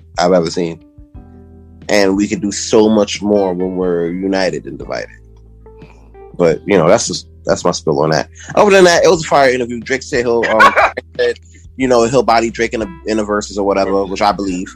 But hey, and that's saying something. Drake, there's a lot of people you can't put Drake against because it'll just be a slalom.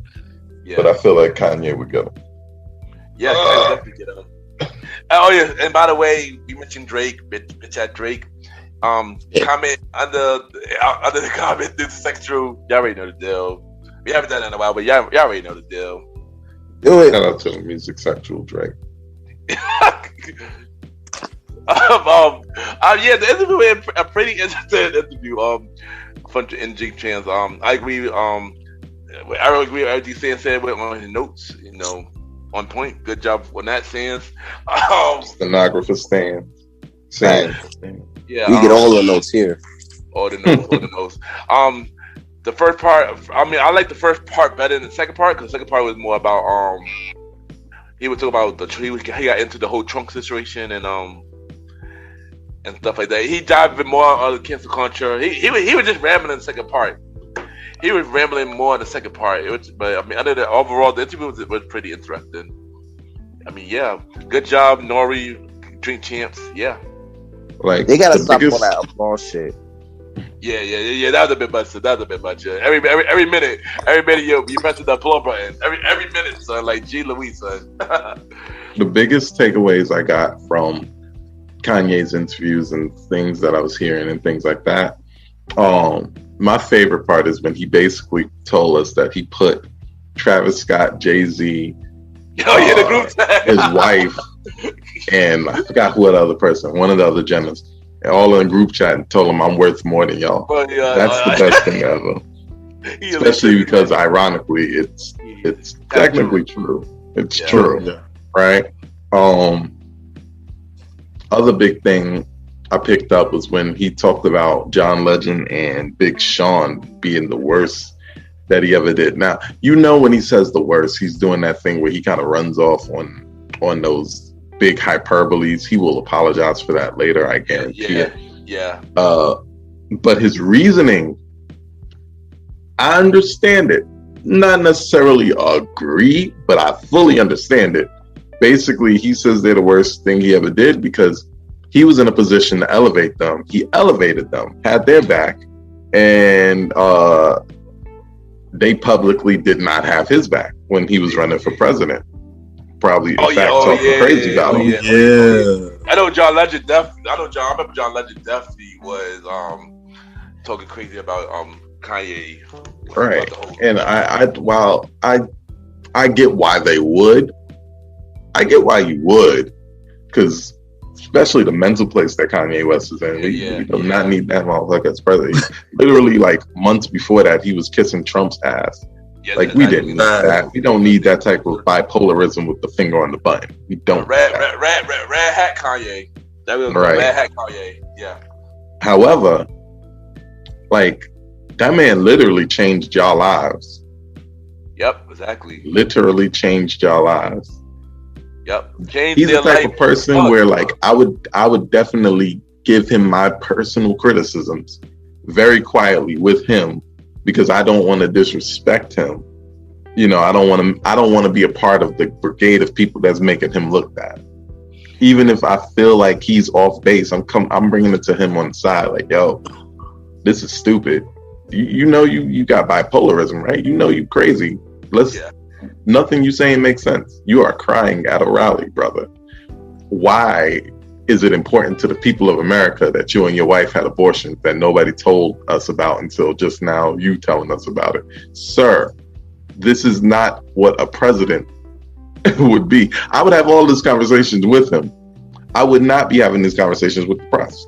Me either. But to piggyback to what you said about Kanye changing their life, and I agree that he did. He changed both of their life because both of them got their own record. Left good music to do their own record label. John Legend got his own record label. Now Big Sean recently left good music, and now he has his own record label as well now. Which means he made all his money to this point. Yeah, exactly. Under good music. Exactly. Yeah. I got some takeaways. Yeah, and congrats to Big Sean, man. Cause Big Sean, he been killing it for years, and now he's doing his own thing. He want to step out, doing his own thing, and I don't blame him for that. I do not agree with Kanye saying that they was the worst signing that they had. I disagree with that. With Bentley was the worst signing you ever had. That was the worst signing you had, son. I was going to say Consequence, but Yeah, I was going to say Consequence too. Yeah, Consequence too. Shout out to Cons. Consequence and Consequence and his overbite. Star. What's your take? Light skin is the right skin. Yo. Star, what's your takeaway on this, yo? Star. So what I got from this interview, I heard when he said that he got a check for Beanie Siegel. Oh, yeah, that too. Oh, yeah. I'm like, my boy, why aren't you in Beanie Siegel face giving him his check? You think Beanie Siegel got money right now? Apparently he said he been trying to call Beanie Siegel, but Beanie Siegel could never get in contact with him. Beanie Siegel hasn't made music in like damn near 11 years. You gonna look for that because you should be answering his phone. I mean, he might be okay. Well, but I don't know how okay he'll be, but or he might be doing nigga shit. Well, it's an update now that Kanye owed Benny, I think it was 50 million. I think that's what I was about to say. Yeah, and also 5% in Yeezys. And 5%. He don't owe him that. He decided he gonna give him that because he gave him the name Yeezy. Yeezy, yeah. And he took to it like it and made a bunch of money off it. So he want to give him. He want to give my man his ends for giving him the idea. I love that. But it's not like he owes him. Beanie hasn't looked for it. He wants to give that to Beanie. Yeah. Beanie is a nigga. Yeah, he's a nigga though. Nah, he'll give his money away, but also the part. I mean, Big Sean. I mean, he was a dope artist. I don't think that he wasted his time on him. And even though Big Sean left, let him do his thing. You know, he grew his wings. He want to fly. It's not even what Kanye was saying. Not even about it. Don't even have nothing to do with his actual level of productivity while under the banner. It just has to do with him being basically, in his opinion, disloyal to him. Oh, disloyal. Yeah, I get it. Yeah, because I can't see Kanye saying like he was a bad signee from a production Well, that's not. Well, he actually clarified it in the interview. It was about, when I was doing this, you didn't have my back. In fact, you went against me. Foul. Like basically, Kanye's like, I only want to have signed really loyal people. So when Kanye also said that Jay and Drake will shut him down, y'all heard that part when he was saying that? Oh, Jay, what you was thinking when you said this? Oh, why Drake? What you was thinking when you said that? No. He said Jay would definitely shut him down. He said that. He said he don't want to go get Jay because that's his boss. No, I'm not talking about the verses. I'm talking about when having conversations. He was saying that he would work on the record with him, and he would listen to the record and be like, Drake, what you was thinking this time? Oh, Jay, yeah. That was crazy how when he said that stuck out for me because it's like, yo, you're just avoiding the conversation. And he said that. People then you had rules with him. Then he said something about Trump said that ever since Kanye was behind him, because Kanye wanted to get somebody out of jail. Yeah. Trump was like, nah. he could have did it though. But then he said that Trump said, "Oh, ever since I had you backing me up, my black approval rating went sky high." So that was dope. I don't know why he still thinks that Kim K is his wife. No. Hey, look. They still technically married, bro. They do marry. Ain't nothing done until the divorce papers settle. Yeah. I think they probably separated, maybe. But Yeah, That's still his queen, man. To his wife, yeah, to his wife. and she was trying to get him back. Remember, she was at his album release party, wedding dress. With She was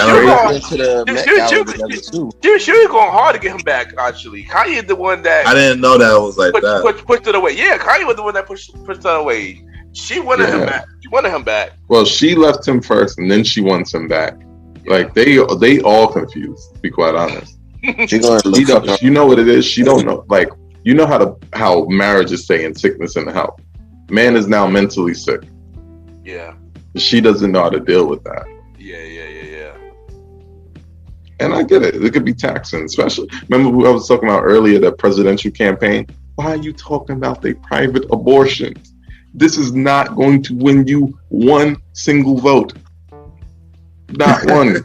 Pity vote, bro. But I ain't gonna lie. That whole I need a president that can keep secrets. I don't need you pulling up to Afghanistan telling them where the fucking silos are. Bro.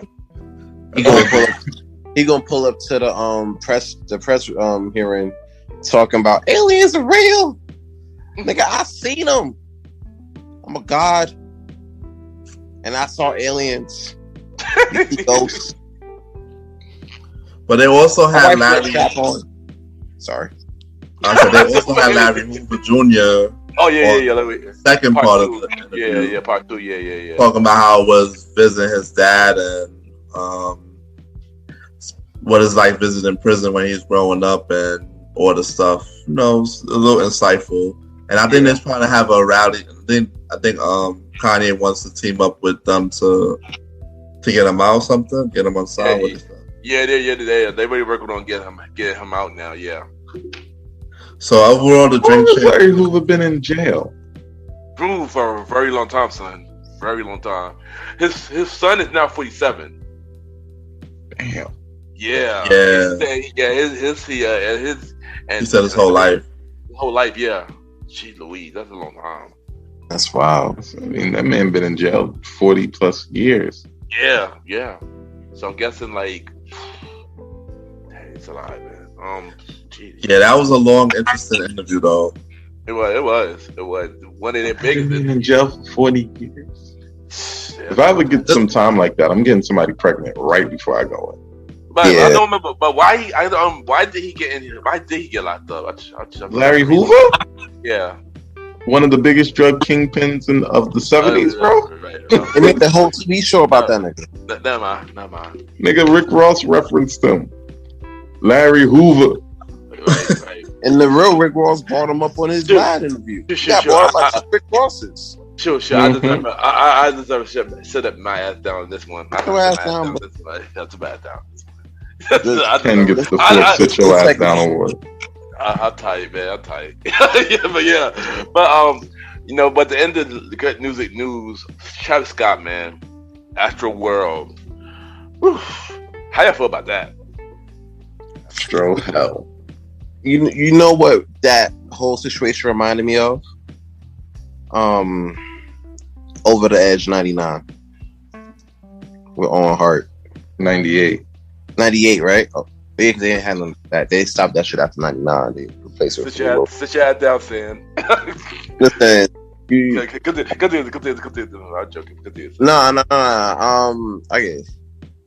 Yeah, man. Over that 98, man. On Heart, man. Fucking died right in the middle of the ring. His whole blood stain right in the ring. Yeah. Niggas continued to show. Yeah. It was normal. They still had to wrestle. They still went on with their situation. You know what I'm saying? Everybody in the house, everybody who's watching shit knew nigga dead. You feel me? But yet we still getting Stone Cold and the Undertaker for the main event. You feel me? Here we are at Astroworld. You know, the cops, they said that they spoke with Travis about, the security, issues that they were having with the venue. And they were like, yo, bro, you can't fit over 50,000 people up in this venue. This shit is way too much. That's what they said? Because I heard that it was a 200,000 person venue. So the room was there. I heard 50, but I could be wrong. I have to do the research. My laptop's not in front of me right now. But even then, the security issues was like a big situation because people will rush through the gate to get to the seating situation, and it got to the point where a lot of people was in that space, and it was like people were describing it as like a wild hot experience, like people had to keep jumping. They kept doing like the mosh pit situation, and a lot of people were saying like if you were short and you wasn't jumping at the same pace, you could easily fall and get trampled on. Yeah. That's exactly what happened. It's a fucked up situation. It really is. My prayers go out to the families, that lost people out there and people that was injured in that whole situation. That shouldn't even happen. I agree. I believe 9 people died, and that's just crazy. Yeah, keep the family down, prayers, man. That's crazy. 9 deaths, 300 non-fatal injuries. 25 people were hospitalized.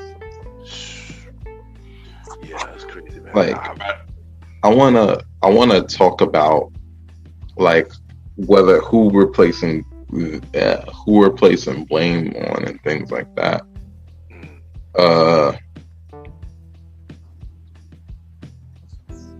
I feel like too much blame is being placed on Travis Scott himself. Just too much. Because at the end of the day, a 50,000 person crowd is nothing to sneeze at. Yeah. Right? That's a hard set of people to control, especially when you're inviting them specifically there to lose control. Yeah. Right? Have the most fun they could possibly have, jumping all around. Especially on his dancing, concert. drinking, smoking, doing their thing. It's a hard thing. His concert is always rowdy. My bad. His concert is always rowdy. Didn't want to say that. My bad. Right. It's because that's the type of music he makes. Just like when you go to metal concerts, you expect there to be mosh pits and thrashing like Tina and shit like that. You expect all of that. It does get out of hand from time to time. This concert was one of those where it got out of hand, and they're blaming him for not stopping it. It is 50,000 people, and he is in one spot.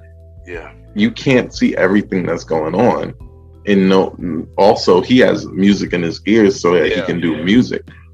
You can't see. When he did see something, he stopped the show and said, "Hold on, let that person get up." He did that. Yeah.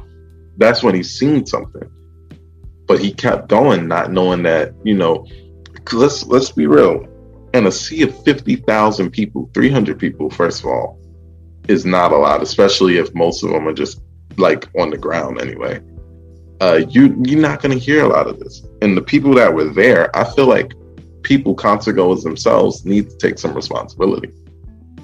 Just because somebody else runs an event, if you're running through metal detectors, if you're pushing people, it's you, big dog. Especially if you're pushing people when like your push can literally cause a row of hundreds of people to be pushed. One person into the next, into the next, into the next. That person, those people at front, they're going to feel force of that many people. I feel like it's a lot.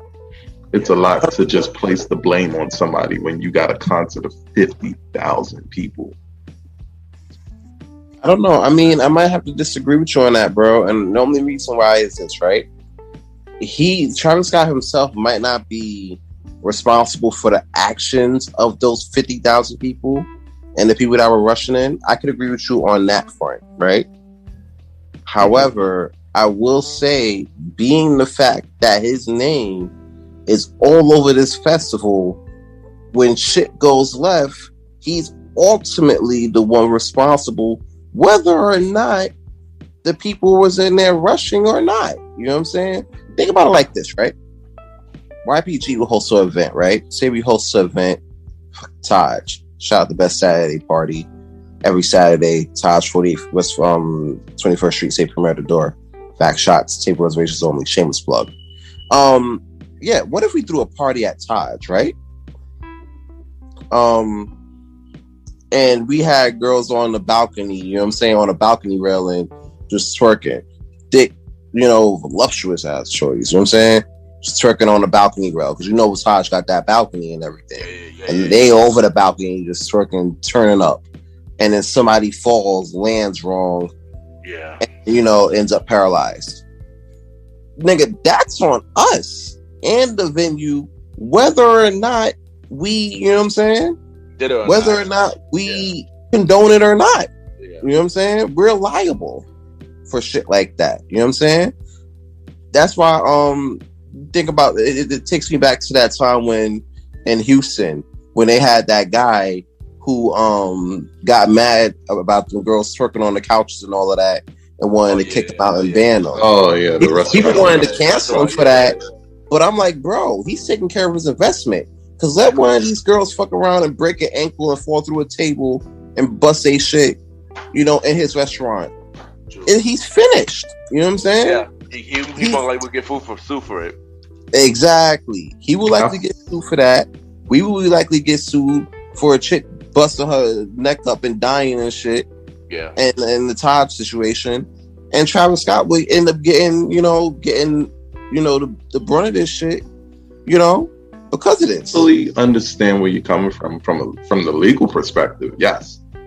Like, I already know, like, I'm not arguing whether or not him and his people are definitely going to have to pay for a bunch of stuff. They've already agreed to pay for funerals. They're already got 90 lawsuits coming at them crazy. They've already worked into giving refunds to everybody who was there.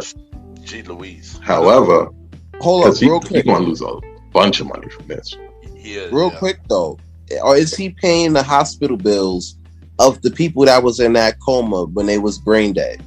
Because you got to think about that, too. Hospital bills. He might just have to wait on that one and call that one a funeral. Yeah, because she died. She died. Yeah, that girl. That was the girl, right? Yeah, that was the ninth person. That was the ninth person. So he just gonna pay for that funeral and call it that.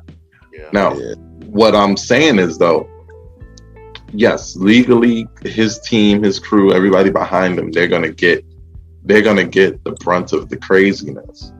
What I'm saying is, people's rhetoric is like he went out there and actively ignored people dying. Like, he could see it. Like, damn, that person got their head stomped. Yeah. It's lit. Like, he didn't do that. He was doing his thing. All he saw was a live crowd. He's doing his thing what I'm trying to say is that moral obligation that they're trying to put on him is not supposed to be there. Yeah, like, but the thing is, by himself. Yeah, but the thing is, a lot of the people in the crowd went to the security, the camera guys, stage management, everything, and told them to stop the show, and they still didn't stop the show, even with all of them saying somebody dead. Literally, somebody dead, like pointing to them, that person that's dead, and it's annoyed that it kept going. Once again, that's a failure of communication with the whole thing. Yeah. But like I'm saying, everybody is making it seem as if Travis Scott himself, the one person, was just ignoring what he couldn't. There was a lack of he couldn't see these things. That's my point. Yeah, I get it. So security should have said something. Everybody should have kind of gathered around. But also, if this crowd there, and this is the other part that I want to connect. So there's a couple of people coming up to security, yo, somebody died, blah, blah, blah, this is going on, that's going on. Out of those people, there's still 49,000 other people enjoying themselves. Yeah. It's like everything is hard to take on that type of basis.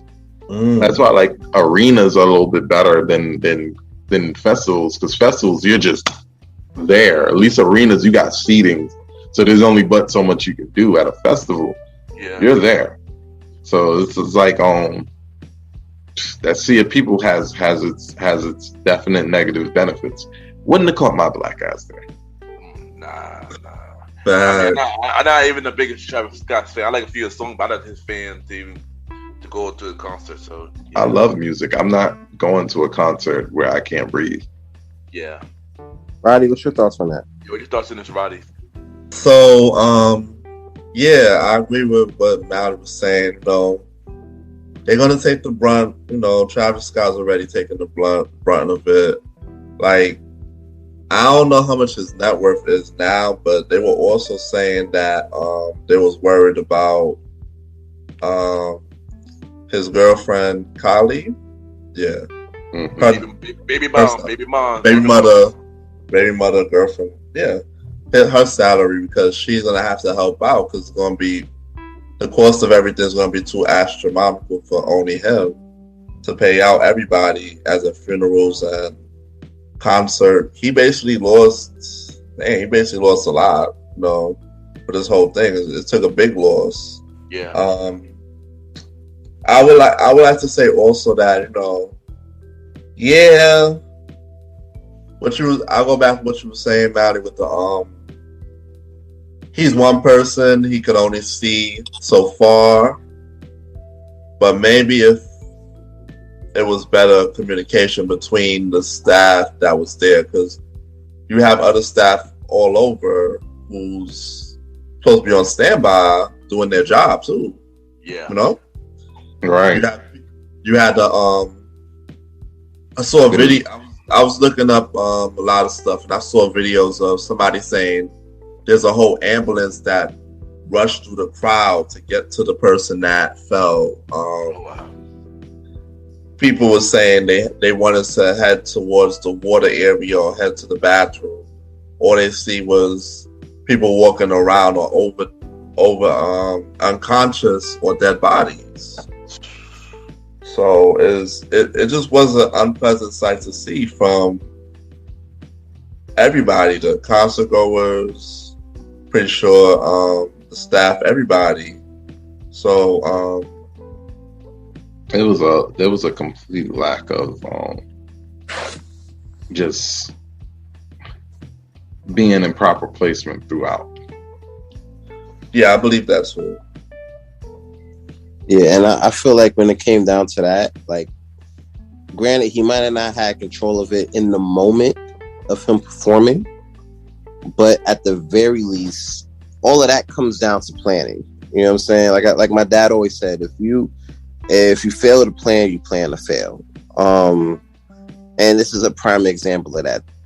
Travis Scott is probably going to. Roddy's right. He's probably going to take a large hit on his net worth on that. Oh my God.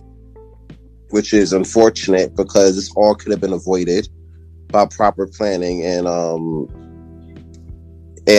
you know, try to move people to where they need to, or make the situation a lot more safer, or even section it like how they do with Governor's Ball. There's sections when you go to Governor's Ball. You know what I'm saying? Mm-hmm. To keep people, you know, contained. To keep that from happening. Mm-hmm. Yeah.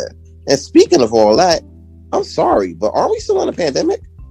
Yeah, that's right. what I'm saying. It shouldn't be 50 million at that place. It should not have been that many people with that little. Yeah. What we call that thing? Damn. Social distancing. Yeah. Like, I'm sorry. Is everybody vaccinated? You know, I think we were just all vaccination to get in there, or did it not matter? It was Houston. So it might have not been a necessity. Yeah. But why was it okay? Why was it okay for kids to go? Like, that's another thing I'm thinking about. Yeah, I don't want to see a 9-year-old at a Travis Scott concert. Wait, and right next to you jumping up. Wait, they had kids there? Yeah. Oh, wow. Those reports of kids were amongst some of the hospitalized because they're small. Oh, wow. I think there was a 14-year-old that died too, I believe. I didn't know the kids. I thought it was just like college kids. I didn't know it was like little kids there. That's crazy. Little kids, younger high schoolers. I thought like college kids. I think a 9 or 10-year-old died. It's crazy, man. 9-year-old passed. Multiple high schoolers passed. In fact, most of the people who actually passed away were relatively young. Oh no! It's crazy, man. That's terrible to think about. But this is what I be talking about when it comes down to, whether or not it's safe to, like, what do you do when you have a situation like this? You know what I'm saying? Do you stop the show and then you let people get help? Let the paramedics do their job and try to help you save people? If you know, of course. Yeah, like, because it's the crazy part about it. You know what I'm saying? Like, people were stampeding and people were trying to get out of there after a certain point anyway. Fact, yeah. Which makes you think, like, which makes it worse. The show was actually was stopped anyway because you're seeing more chaos once certain things happen. And that's the thing. Like, when I think about shit like that, like I said before, it takes me back to the Owen Hart situation. And I'm like, wait a minute, like, that could have been stopped. This could have been stopped. It would have been more difficult to stop this than the Owen Hart situation. Yeah. But still, it just brings so many correlations.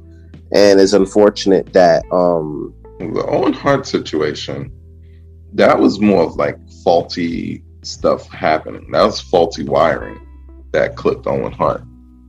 That could have been prevented if better planning ensued. Sounds familiar? So, moral of the story here is if you don't plan, you plan to fail. You have to lead with your best foot forward when you're doing big shit like this. Because if not, there'll always be blood on the mat.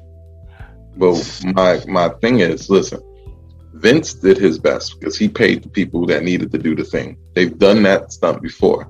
And this is gonna come back to the Astroworld thing. They've done that stunt before many times. Shawn Michaels was the last person to do the whole thing, and that was only a year or two before that. Right? They've done it before. So if you prepare and something still goes wrong, can stuff go wrong, Rick? Can stuff go wrong even with the best level of preparation? Of course. Yeah, there's a chance. Of course. But to mitigate those risks, the more you plan. Like, granted, you still have that 5% that you're gonna, that is gonna fail. Granted, that's you can't avoid that.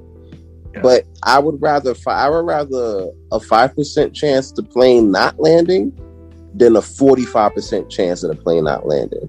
This is true. What I'm telling you is that concert, it didn't seem like there was negligence and a lack of preparation. It seemed like more went on than what was inside the scope of the plan. Yeah. So it's like, because they had 800 police on hand, they had multiple emergency vehicles on hand. They had that. They had security in place. They had a lot of stuff. They didn't expect. Not even they didn't expect. They couldn't over prepare. It was like police in a small city at that point. Yeah. You know what I'm saying? So it's like it's like I can see where even best laid plans of, like, you got a crowd of 50,000 people. You got just under 1,000 cops. You see where there's some dissonance there, right? But how many cops can you have at an Astroworld show? Yeah. Right? Because once again, this is something that's been done many times before with no incident. You feel me? Yeah. So it's not like they were ill prepared. This is a situation that got out of control in a risky situation. It's like, let's go back to your wrestling reference. These guys spend years, training, preparing to do moves, yet a powerbomb will still put you on the injured reserve list permanently if there's one slight misstep, right or wrong. I mean, that's true. I mean, we were at draws, we know that. You know what I'm saying? Right. So, I mean, like I said before, you know what I'm saying? It's so unfortunate how shit went down. Granted, you can't plan for literally everything. There is a chance where shit can go left. I just feel like, being the fact that, his name is on the bill for this shit, yeah, he is more than likely going to have to pay the bill for this shit. Oh, and speaking totally. Of bill, why are we suing Drake? Just because Drake is there. Like Drake keeps getting sued and stuff that really don't have nothing to do with him. That is fact, son. That is fact, yo. Like these niggas heard sicko mode, and it was like, we got it, some Drake. My son Drake was already on his way to the strip club when this stuff was happening. He did his song already. He was already on his way to the strip club. My son woke up the next day like Drake gets sued for Astroworld. And like I said, yo, Drake, that's what you get for being a nudisexual, man. Yeah, sued left and right. Facts. But show on some court dates. Facts. But on a serious note, like keep the family that will in our prayers that were lost in that tragedy. Rest in peace to all the Astroworld victims. Yes. And our hearts go out to everybody who was injured and whatnot. Yeah, like I said, this should never happen. Like, this is crazy. Any closing remarks, y'all? Any closing remarks? Give me a minute. I got some remarks. Matter of fact, no, I'm good with where we are. I'm good with where we are. We'll save those for King Talk. Yeah. So, anything? Do y'all got any closing remarks or anything? Nah. After this, I'm good for now. With that being said, this is your boy Ken, Aka MrGentleman. Follow me on IG, Ken_MrGentleman. I repeat, Ken, KEN _Mr. MR Gentleman, GENTLEMAN. Mr. Gentleman, Light That Podcast Season 5 is out now. About time, we're finally out now. Season 5 is out right now. To this recording, we out right now. Check it out. We are back. We are back. Yeah, check out the Gym Like the Podcast every Sunday at 12 a.m. Anchor, Apple Podcasts, iHeartRadio, Good Pod, many more. 5-star ratings on Good Pod, Apple Podcasts, Pod Chases. Continue to support the show. It comes by New the Podcast return December 5th. The Old School Show with myself and the Star Rider Ride, Season 2, December 26th. It's your boy Ken. Ken! What do y'all think, bros? You already know what it is. It's Poughkeepsie Poppy himself, Aaron Sands. Shout out to all my Aaron sexuals in the building. Thank y'all for another week. No, we're not doing that. Yep, we're doing it. Shout out to all my sexuals in the building. Listen, thank y'all for tuning in for another week of the Premier Boyz podcast. You can follow me at Aaron Sands Premier, AARONSANDSPREMIERE. New episode of King Talk this Friday. Special guest, comedian Kendra Crump pulls up. We're gonna talk about current event topics, her comedic career, all that good stuff. King Talk Sands, King Talk News on deck. You already know the vibes. This Friday and every other Friday, actually, my bad. This Friday is the mid-season finale. We do this episode, go on Thanksgiving, we eat, drink, be merry. We'll be back in December. In the meantime, if you are looking for a place to turn up, if you're in New York City area, you want to turn up with your girls, bros, you want to turn up with the bros, everything like that, you want to celebrate a birthday, pull up the Best Saturday Party. That is that's on West 21st Street between 5th and 6th. Say Premier at the door. Table reservations only. You need that vaccine. You need to get that jab, just like Big Bird. Get shot up in the beak real quick. You know what I'm saying? And you can come in, turn up on the tables. See shorty twerking on the balcony. You know what I'm saying? Try to get a little number or whatever. Try to smash ultimate these holes. You know what I'm saying? Like trying to figure it out. Yeah. But before you do that, you gotta book a table. You gotta get vaxxed first. Do all of that and DM me. Let me know what you want to do. We'll work it out from there. But until then, it stands. You'll see me when you see me Friday. We'll talk. And this is the star Roddy Rod. You can catch me here on Premier Boyz, or you can catch me on the Old School Show, premiering back on December 26th. This man, Ken MrGentleman. So if you want to follow me on IG, follow my IG, The Star. I'm not going to insult y'all by spelling The Star, but I will spell Roddy Rod. RODDYROD. See y'all later. You already know who it is. I miss having my music, but them damn DMCA strikes. Long Little Chief, they call me Malimal. You can find me literally on everything. They call me Malimal. Like Roddy said, I'm not going to insult you by telling you how to spell they call or me, but Malimal is MALIMAL on everything. Listen, we looking to do some real big things in the future. Shout out to everybody who's following me on IG. We just broke 5,000, looking to break 500,000. You know how it is, baby. With that being said, I'm going to be here with the team. Every time we link up, we out here going as hard as we can to bring you guys the best content that we possibly can. With that being said, Premier Boyz, we out. Sure. So you may know, continue to keep us number one on Good Pods. Yeah. Entertainment Like news. the fucking podcast, bro. Stop playing games. You already know. Continue to support Mr. Gentleman like the podcast and King Talk on the Good Pods as well. Yeah. King Talk, get him back in the top 10 and get Mr. Gentleman in the top, continue keep us in the top 5 to number 1. Or both should be number 1.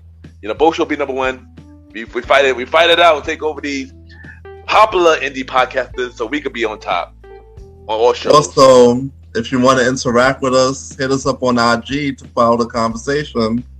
You agree with something we don't have here? You want us to talk more?